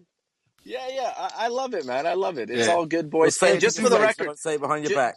Just for the record, I want to let you guys know one last thing here, man. Just for the record, I told Cam this today. I literally didn't know until round 6 that Frampton was Frampton and Quigg was Quigg, man. That's how little well-known these guys are outside of Britain, man. You don't watch boxing, innit? If they just come on shows and just chat shit, that's what you do. Dude, you're angry, man. I'm not sorry. Thank you all. But maybe boxing. I haven't really watched boxing for like 2 months, but I'm still. Hey, listen! I'll tell you something that makes me know that I know boxing. The guys who said that Brazil has no fighters, they've never seen Popo Freitas fight, man. No, we mentioned them last week. We mentioned them last week. We were talking about old. They didn't say it today. Today I heard it, man. I'm just saying today. Today, relax. It's all good. It's all good, Ari. It's all good. They're the new Eastern Europeans. You're missing good fights, mate. Instead of licking Amir Khan's bum. Hey, man. It's all good. Hey, better Amir Khan than Tyson Fury's. His bum's a lot bigger. So you enjoy that one. Oh, smash. Right? Sorry, bud. What did you say? I said better Furman, right? No, I don't like Thurman, man. I don't like Thurman. Sure? All right. I'm jumping in now. Jose, man. All right, boys. I'm out of here. Peace, boys. Thank you, Jose, man. It's been good having you on. Boys. Cheers, Jose. Peace. Right. Quickly, just get back to the schedule. Anyone see the Hook Afala before? I watched a bit of it this evening, Cam, just now. It wasn't very good, was it? No, but Afalabi looked a shadow of himself. I'll just give my quick 2-minute opinion on it. It just didn't look physically there, like he was just lacking energy. He's pushing out the jab, trying to walk Hook down. Hook didn't look too good himself, and I'm kind of very upset with Hook's performance. And, I've praised this ref before, Jack Reese, but I thought his performance was quite poor as well. Hook, man, he was just so dirty. Every little trick, he was forearming, he was elbowing, he was hitting when Jack Reese was shouting break. He was holding excessively, way too much. He'd just throw 1-2 and just grab hold of Ola, and that sometimes he'd just randomly grab him. And Jack Reese gave him warnings. He didn't give him any, final warnings. And he was doing this throughout the fight up till maybe the 7th round. And then, Ola was, his eye blew up in the 3rd, and then it was cut, the same eye, later on in the fight. And, yeah, Ola looked bad, but, Reese maybe should have took some points off early. I don't think it would have been, would have affected the fight outcome that much, but I just didn't like the fact that he was letting Hook get away with so much bad shit.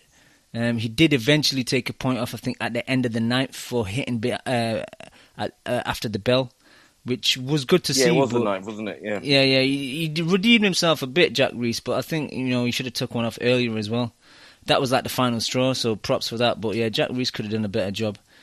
And Ola, he didn't come out after the 10th. Just I don't know if it was. I think Jack Reese asked him, "Can you see?" and he said no, so he stopped the fight, which is fair, man, because he was taking a beating. His corner were just saying, "No, you're losing this, you're not doing nothing," and then he goes out and he didn't really do anything. So a bit shit of a 4th installment to the fight, but to their. Yeah, it's the worst one of the lot, wasn't it? Yeah, that was the worst one of the 4 fights. So, shame to see Hook, man. I'm a fan of Hook, but I didn't enjoy his performance. He was just too dirty, man. Too many dirty tactics. But that's it for me. Let me give the chat a shout, man. These guys have been patiently listening to Jose arguing Ari. We got London Box, Tico, Davy Boy Essex, Casual Fan, Shams 1000, Danny Yankee, Pinhead 360, Wasif 1, Nothing for Something, Bill Bones 101, Nunez 83, Larry Magoo, Basileos, Blacksky Mas Joe, The Boxing Rhino, Beast Mode, Foot, Jason 268, Kevlar, The Compa, Dave the Minister, Raphael 22, Bobby G, Mungo Sled, Court Music, Jack Captain, Kid Galabum, D Segura, Nafi Sentamu, and 13 guests. Quickly give a little mention to the top 10 of the Predictions League. There were a lot of fights in this week. Frampton Quigg was a star fight, so it was an extra 50 points up for grabs.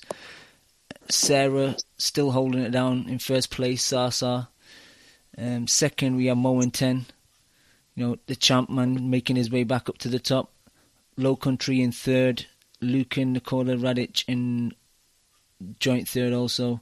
Johnny B up 17 places. He got the maximum score this week, 262 points. In fifth, we have James McMahon 1.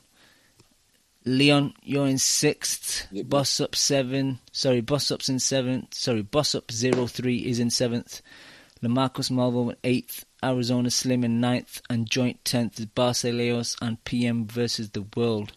So props to all you. Some more predictions up this week. Quite a few fights again. So should be a lot of points up for grabs. Go check it out. boxingcoalition.com/predictions.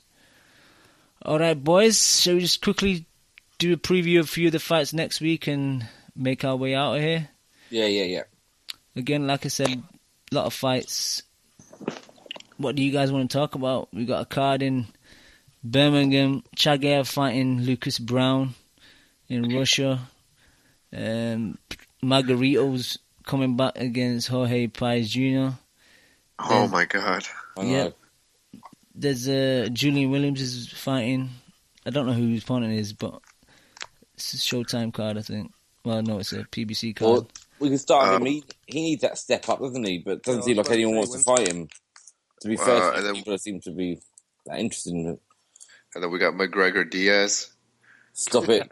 Kick him off. Get him off. I've noticed like Dan's pushing his luck now with all the MMA stuff. I know, it's him and Chemo are just a nightmare. This is the thing. This is the thing. And also we got the person who killed Ronda Rousey again. We got a card.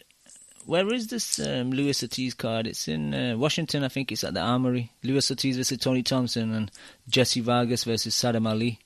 I know where it isn't, on our fucking TV cam. No one picked it up, no? No. As far as I can see. Who's Saddam Ali fighting? It's, Jesse Vargas. I like that. That could be fun, that fight. It is a decent fight. For the vacant WBO 140 title. Box Nation have got fucking that Australian bum versus that fucking Russian gangster. Yeah, but that's during the day, like evening, innit? Have they not got so I don't know what they're doing. They should have had both, couldn't they? Well, they had both like this weekend, so maybe the budget doesn't stretch that much. But Brown versus Chagayev is just fucking... What Australian bum are you talking about? Lucas Brown. Lucas Brown. Oh, fucking... What, the bouncer? Fighting Chagayev, man. Chagayev? Yeah. What's that for? Is that? Don't tell me it's one for one of the WBA belts. It's for the belt. It's the the WBA regular, I think, isn't it? Regular, yeah. It's part we of got Egerton this weekend. A skeet. Yeah. Yep. I might watch boxing 2 weeks in a row. Shit. That's big for you. I like that fight. Right. All right, which one we starting off with then, boys? Okay, let's just quickly do Egerton if you just mentioned that. Egerton Skeet. I think this is the battle of the jabs, isn't it? Some people are saying on Twitter though, they're picking Skeet. I'm picking Egerton. Egerton will get to him, I think, and walk him down a bit, you know. He's too strong. So just to correct as well, it's not vacant. Saddam Ali's not versus Vargas. It's the vacant 147 belt, sorry. The one that Bradley dropped. Thank you, Kid Gullibum. What were you saying, Leon, sorry? Yeah, I think Egerton will get to him, and I think he might even stop him, you know. He's too strong. He is good. The last few performances haven't been great, but he does get hit a lot as well, you know, but I don't really think Skeet's got that type of power. Not to keep him off him, because he'll be coming forward, and I think Skeet's got no power going backwards. Yep. That's for sure. So, yeah, and the rest of the card, they're fighting nobodies, aren't they? Carl's on there fighting a former opponent of...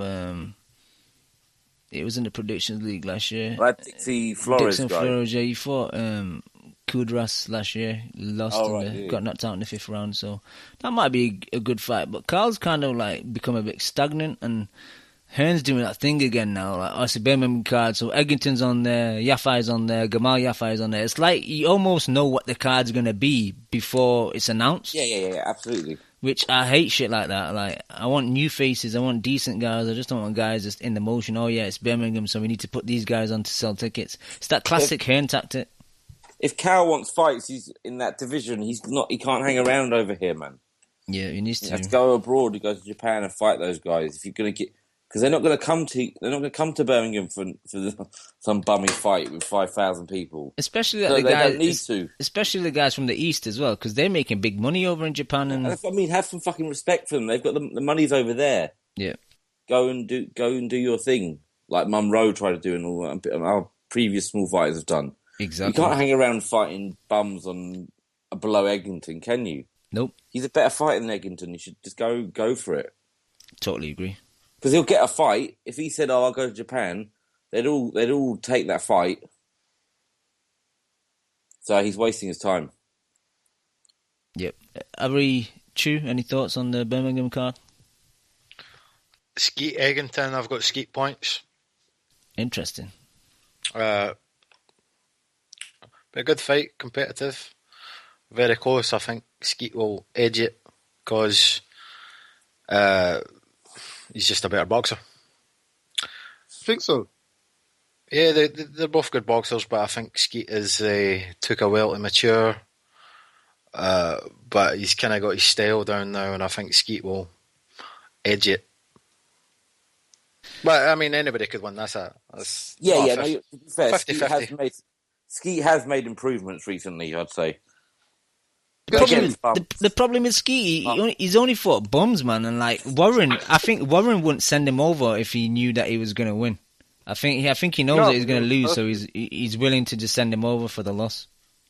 No, come on. It was a purse bid, and Skeet wants the belts. Yeah, no, but that's what I'm saying. Like Warren, he would have advised him if he knew he could win it. He'd probably like trying to get him some weird WBC title or something, or like international one like he's had in the past. I don't think he'd send him over to Sky to get a loss if he knew he could. You know what I mean? He knows he's going to lose. That's why Warren's sending him over, because he knows he's going to lose.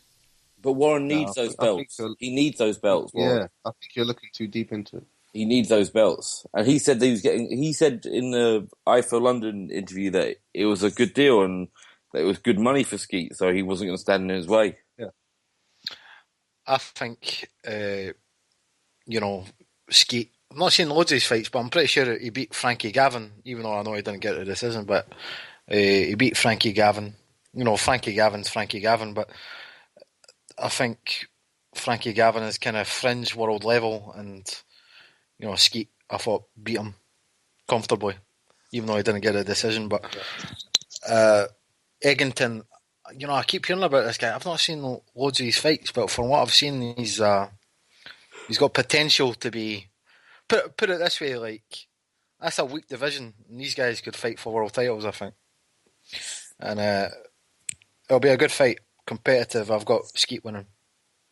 I got on the Eggington bandwagon when he beat up my boy Denton Vassell in Manchester. He stopped him. And as for Skeet versus Gavin, man, that was some boring shit. 3 of us were there, like Leon, Ari, and I were there, man. That was a boring ass fight, man. Oh, Skeet's kind of like McDonald. He doesn't give a fuck if you're entertained or not. He just go in and fucking he'll go out and do the business. That's true. And it's effective. I mean, honestly, no one was watching that fight. I think there was people like having conversations over the ring with each other. You know what I mean? Like, oh yeah, how you doing? Like, how's your mum? She all right? Yeah. Fight. Oh fucking hell! All right, let's move on then. Luis Ortiz, Tony Thompson. Ortiz should kind of win that quite easy, no? Yeah. Tony Thompson's like 75 years old now, isn't he? He should beat the shit out of him. I think he'll stop him, man. I think he'll knock him out.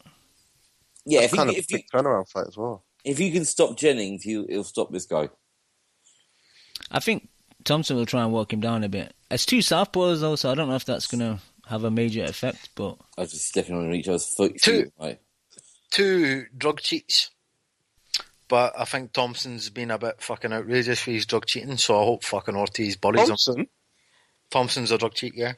No, come on, man. We all read the thing, didn't we? What thing? It was his ADHD medicine, isn't it? You believe that? ADHD medicine and chicken, man. Chicken? Yeah, you got me there. No, for real. I thought it was only ADHD medicine. I don't know. Yeah, is that not Ritalin?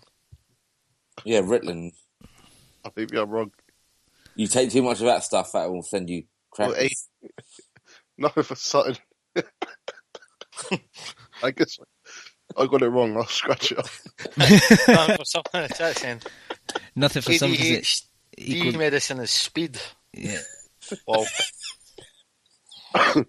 Oh shit! Is that true? Yep. Yeah, speed. Yeah. So you take a speed.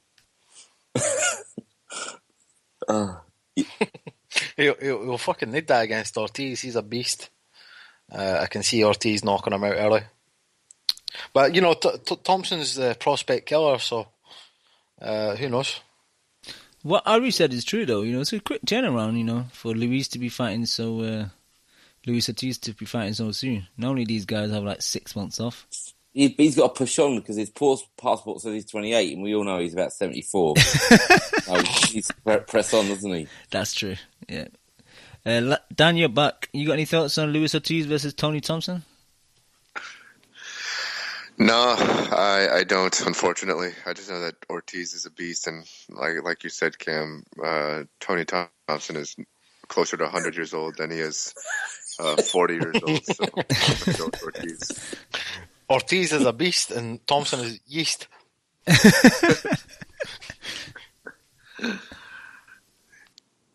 All right. That's it. The undercard and that, Jesse Vargas and Saddam Ali, man. Decent fight for it. That's a good fight. I think Ali will win, though. I don't know with that fight, you know. Maybe I need to watch a bit, but I probably won't because I will say that. But Saddam Ali, there was a fight. Let me look at his resume. There was a fight where he didn't impress me that much. That Santana fight, I think, where he kept kind of doing the same thing and didn't really try and make any adjustments to stop the guy. So I don't know. I'm possibly maybe picking Vargas. I've seen Vargas kind of go to war more times, and I think he's more comfortable. If you can kind of make it a war, if Ali's on the back foot trying to box and keep him off him, then yeah, it's going to be a good look for Ali. But if Vargas can kind of slip and get on his chest, I don't know. He ended up hurting Bradley. Every time I've seen Ali kind of get hit flush, he doesn't take punches well, so at the moment I'll probably be picking Vargas. But Chu, you got any thoughts? Yeah, I'm not picking Vargas. I'm picking Ali points. The reason being is, you know, I can only really remember Vargas Bradley. Maybe Vargas has had a few fights in between, I don't know, but you know, like Bradley skilled him apart from the last round, so I'd imagine Ali will do pretty much the same. I don't really see Vargas having the punch power to trouble Ali, and I think that's what you need if you're going to be successful against him. So, yeah, I've definitely got Ali to win that fight. So you think Vargas has no chance at all? I would give him like a 30% chance. Okay. Yeah, the thing is, Vargas used to be a lot more offensive minded than he is currently. It seems like now he's just content boxing or trying to be as good of a boxer as possible. And against Saddam Ali, that goes right into his hands because Saddam has faster hands than Vargas. And you're right, Cam. I don't think Ali really knows how to adjust in fights. He seems to be another one of those really flashy-looking boxers with good hand speed, but he doesn't really change his range or his distance too much in fights. But I don't think he really has to worry about that against Vargas. So I'm picking Saddam Ali as well against Jesse Vargas. Ari?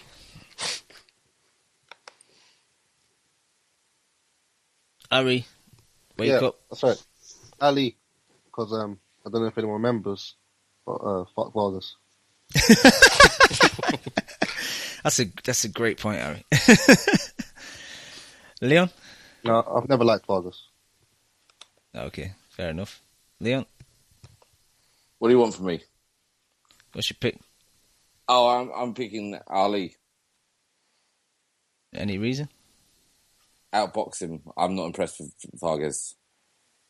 Fair enough. I'm picking Vargas on my own then. I'm holding the Vargas flag. Yep. The weak-ass flag, man. Depends on robberies. Not robberies, but it depends on close decisions or is somehow going his way. Bob's looks after him well, where's this fight? First of all, where's this fight? In Washington. Oh, good. All right, definitely Ali then, because it's not in Vegas. If it was in Vegas, I'd be worried. Because every time Vargas fights in Vegas, he somehow gets his decision. It's true. Fair enough, boys. That's about it. We can't really preview the Julian Williams fight because we don't really know his opposition. So, and we refuse to preview the Brown Chagiev fight. Yep, just because it's shit. Anything you guys seen over the weekend? Any news? Anything you want to discuss? I ain't seen shit. I was asleep all day yesterday. I was fucked. I won't lie to you. Me and Chu went heroic at the bar at the hotel. What time did you guys go sleep? Late o'clock. About 3. We got into an argument with some Geordie guys, like a friendly argument, a boxing argument. And I've got to give credit. There was this big Geordie guy who kept schooling us. He hated Sir Joe. I wasn't in a good mood by the end of that conversation. So I agreed with. I thought the Geordie guy. If people don't know, a Geordie is someone from the city of Newcastle in England. So this big guy was saying that Carl Froch would have knocked out Joe Calzaghe, and I think he was saying it early. He would have knocked him out early with the first punch he lands. I was just flabbergasted at that. I was like, what? And Joe Calzaghe would have schooled Carl Froch. So we were kind of going back and forth for how long, Leon? Like a fucking hour or something. Hour or so, standing outside in the freezing cold. Yeah. That was good fun, man. It was a good laugh. The whole weekend was good. Meeting all those guys from the Nut House and the those other pods was fun, and meeting the Brutal Deluxe and all those guys was good as well. It was wicked. Yeah, I met Aisha as well. She's quite active on Twitter. She goes to a lot of the events. I met her as well. She was nice. But yeah, it was a really good weekend. I enjoyed it. We need to do it again sometime soon. Cause, we just need to fight now. Yeah, just a decent fight, yeah. That's all we want. Or hopefully, Leon, we can get hold of some Khan tickets and we can go to the States. Oh, that would be good. Yep. Shams in the chat asked us to discuss the rumours of Endam versus Billy Joe. Ari, Billy Joe's your boy, man. Is this an acceptable fight for you as first defence? No. No, 2 fighters fighting off the back foot. Jesus. One second, well, let me check what Endam's done since he lost to... Well, he's done nothing since he lost to Lamu. Come on, Ari, be honest. Don't be biased. It looks good on paper, but I don't know. It's better. Well, to be honest, I would prefer someone weaker than Endam for his first defence. I'll say that. I'm looking at Endam's box record. He's got a fight against Patrick Mendy scheduled in for... Yeah, I just saw that as well. I forgot my boy Saunders is a world champ. You forgot? I don't know why, because he takes his belt everywhere. Also, I think Endam, he did have a fight scheduled in, like the day after all that stuff happened in Paris. So obviously that card got scrapped. So he's fighting Mendy on the 12th of March. Is that the same Mendy that fought? No, it sounds like the one who fought Callum Smith, isn't it? Yeah, the one who got knocked out in the round by in the Callum first Smith. round. Yeah, that's him. Yeah. But that fight's dog shit. I wouldn't say dog shit. Which fight? Endam versus Saunders? I think he's talking about that fight. Chu just dropped off. I don't know. I'm not sure. He's cut off. I don't know what's wrong with his line. But yeah, what about you? Ari, okay fight for his first defense? I expected worse. I'll just say that. Yeah, to be fair, I expected it to be worse. The thing is, I heard like Warren say, "Yep, we got big plans for Billy Joe in the summer," and it's like, well, Endam's not big plans if they were the plans. They always say they've got plans. They got no plans. Yeah. Dan, have you got no plans? Dan, have you got opinion on Endam versus Billy Joe? I don't think it's a good fight, but at the same time, I don't really care because I don't consider Billy Joe to be a true champion, so it doesn't matter. Why don't you consider him to be a true champion? Because he's actively and openly ducking Triple G, saying he's not ready for him yet, even though he's quote-unquote a champion at that weight division. Fair point. Yeah. We knew that before he got the belt, though. Guess doesn't really matter. Okay. But my final points are I'm just excited as hell for Lomachenko versus Walters. I think from a pure, I guess, quality value, I thought before the Quigg Frampton fight that was a better matchup.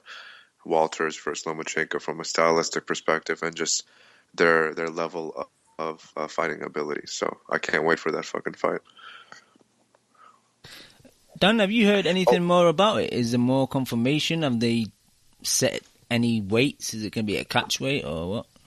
No, they say that Lomachenko is willing to go to 130, and that's actually a perfect segue because I used to shit a lot on Lomachenko, and I still think just looking at his resume now, he doesn't have much to prove, and I'm not sold on the eye test as quickly as True is, but if this is true, if Lomachenko is willing to fight Nicholas Walters at 130 without a belt on the line, because obviously Walters got stripped when he moved up the weight class, I give him all the fucking props in the world because I think Walters is a beast of a fighter, even at 130. So if Lomachenko takes on that challenge, then I can't really say anything about him anymore.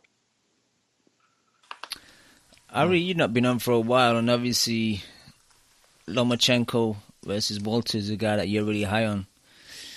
What do you think of that fight? Do you think your boy Walters can pull it off?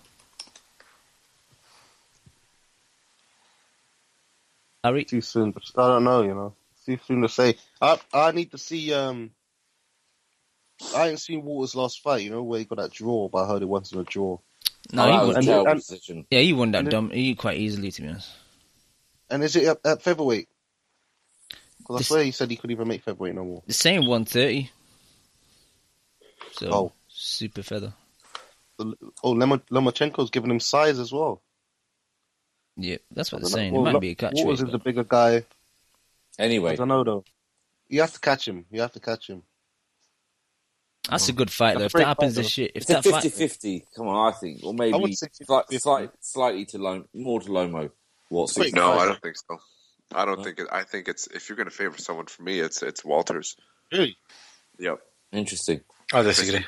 Just the natural size. Well, of course you're going to disagree. Sounds like a 50-50 fight. Just there. Okay.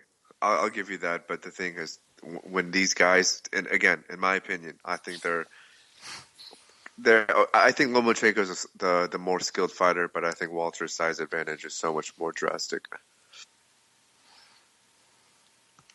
Chu, why do you disagree? I think Lomachenko's skills on like Scott Quigg in his prime. And all jokes aside, I think both fighters are great elite level fighters, and I definitely think Lomachenko's just going to dance. Just going to dance around him. And, like Lomachenko's, even though he's not got much power at featherweight, and I don't think he'll have that much power at super featherweight, I definitely think that he's just the superior boxer of the two. Skills pay the bills. He's got a good body punch. He can't really punch to knock you out in the chin, but I mean he can knock anyone out to the body, and I think Walters can get got to the body. I definitely think Loma's got the skills not to knock him out, but I definitely think he'll win a kind of 8-4 kind of thing. And see when he does win, I want him on the pound for pound list up high, because that's a great win. And he's had about 10 fights and he's fought some great names already. So he's got to be in the talk of the best pound for pound boxers in the world. Doesn't he have like 6 fights? Lomachenko? Yes. I'm not sure. He's probably had about 8 by now. I'll just box wreck that.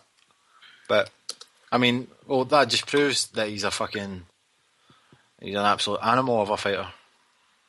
You see, whenever I have to make a decision between two guys who are closely skilled, I'm going to choose the guy who's naturally bigger and who's the bigger puncher than having to rest my fate on the guy who has to outbox a guy for 12 rounds, who has to dance, like you said, the opposition for 12 rounds, because that's a very, very hard thing to do. Right, so it says on BoxRec that Lomachenko is 5'7", and Nicholas Walters is 5'7". That's not true at all. Well, I never really trust BoxRec when it comes to fucking height and reaches. Shit, but I definitely think that the height is more or less the same. Is the reach the same? Nah, probably not. Probably Walters has probably got a longer reach, but like Lomachenko's great. It's just staying in the pocket and just turning, circling like he's fighting a heavy bag. Like once Lomachenko comes inside the jab, I think Walters is in a world of hurt. Yeah, and the same goes to say for Lomachenko. That change, that jump from punching power from guys like Gary Russell to Nicholas Walters is going to be fucking night and day. But Nicholas Walters obliterated Iron Chin Nonito Donaire. You and me both, we agree that Nonito has an Iron Chin, and he just fucking obliterated him. But Nonito is really a featherweight who's a super bantamweight at very best, and Nicholas Walters is really a super featherweight who boils down to featherweight. So there's like two weight divisions difference. Yeah, on and fight night. And for this fight, there's a full weight division in between Lomachenko and Walters. So BoxRec have Loma's reach at 65 inches and Walters' reach at 73. I'm just saying, if you're Lomachenko, that's a risky proposition to just fight on the inside and try to dance your way around to a 12-round fight, because you're going to get caught at some point. What's his alternative though? Like, what would your game plan for Loma be? I know that's his best game plan, Cam. But again, that's why I'm picking Walters. Yeah. Leon, you got an opinion? No, too tired. I think that's a good segue. I'm still feeling that like the second day hangover's kicking in. Fair enough. I think it's a good segue to get out of here then. So you've got nothing to say. Man. Chew, have you got any final thoughts for us? I know Leon and Dan haven't.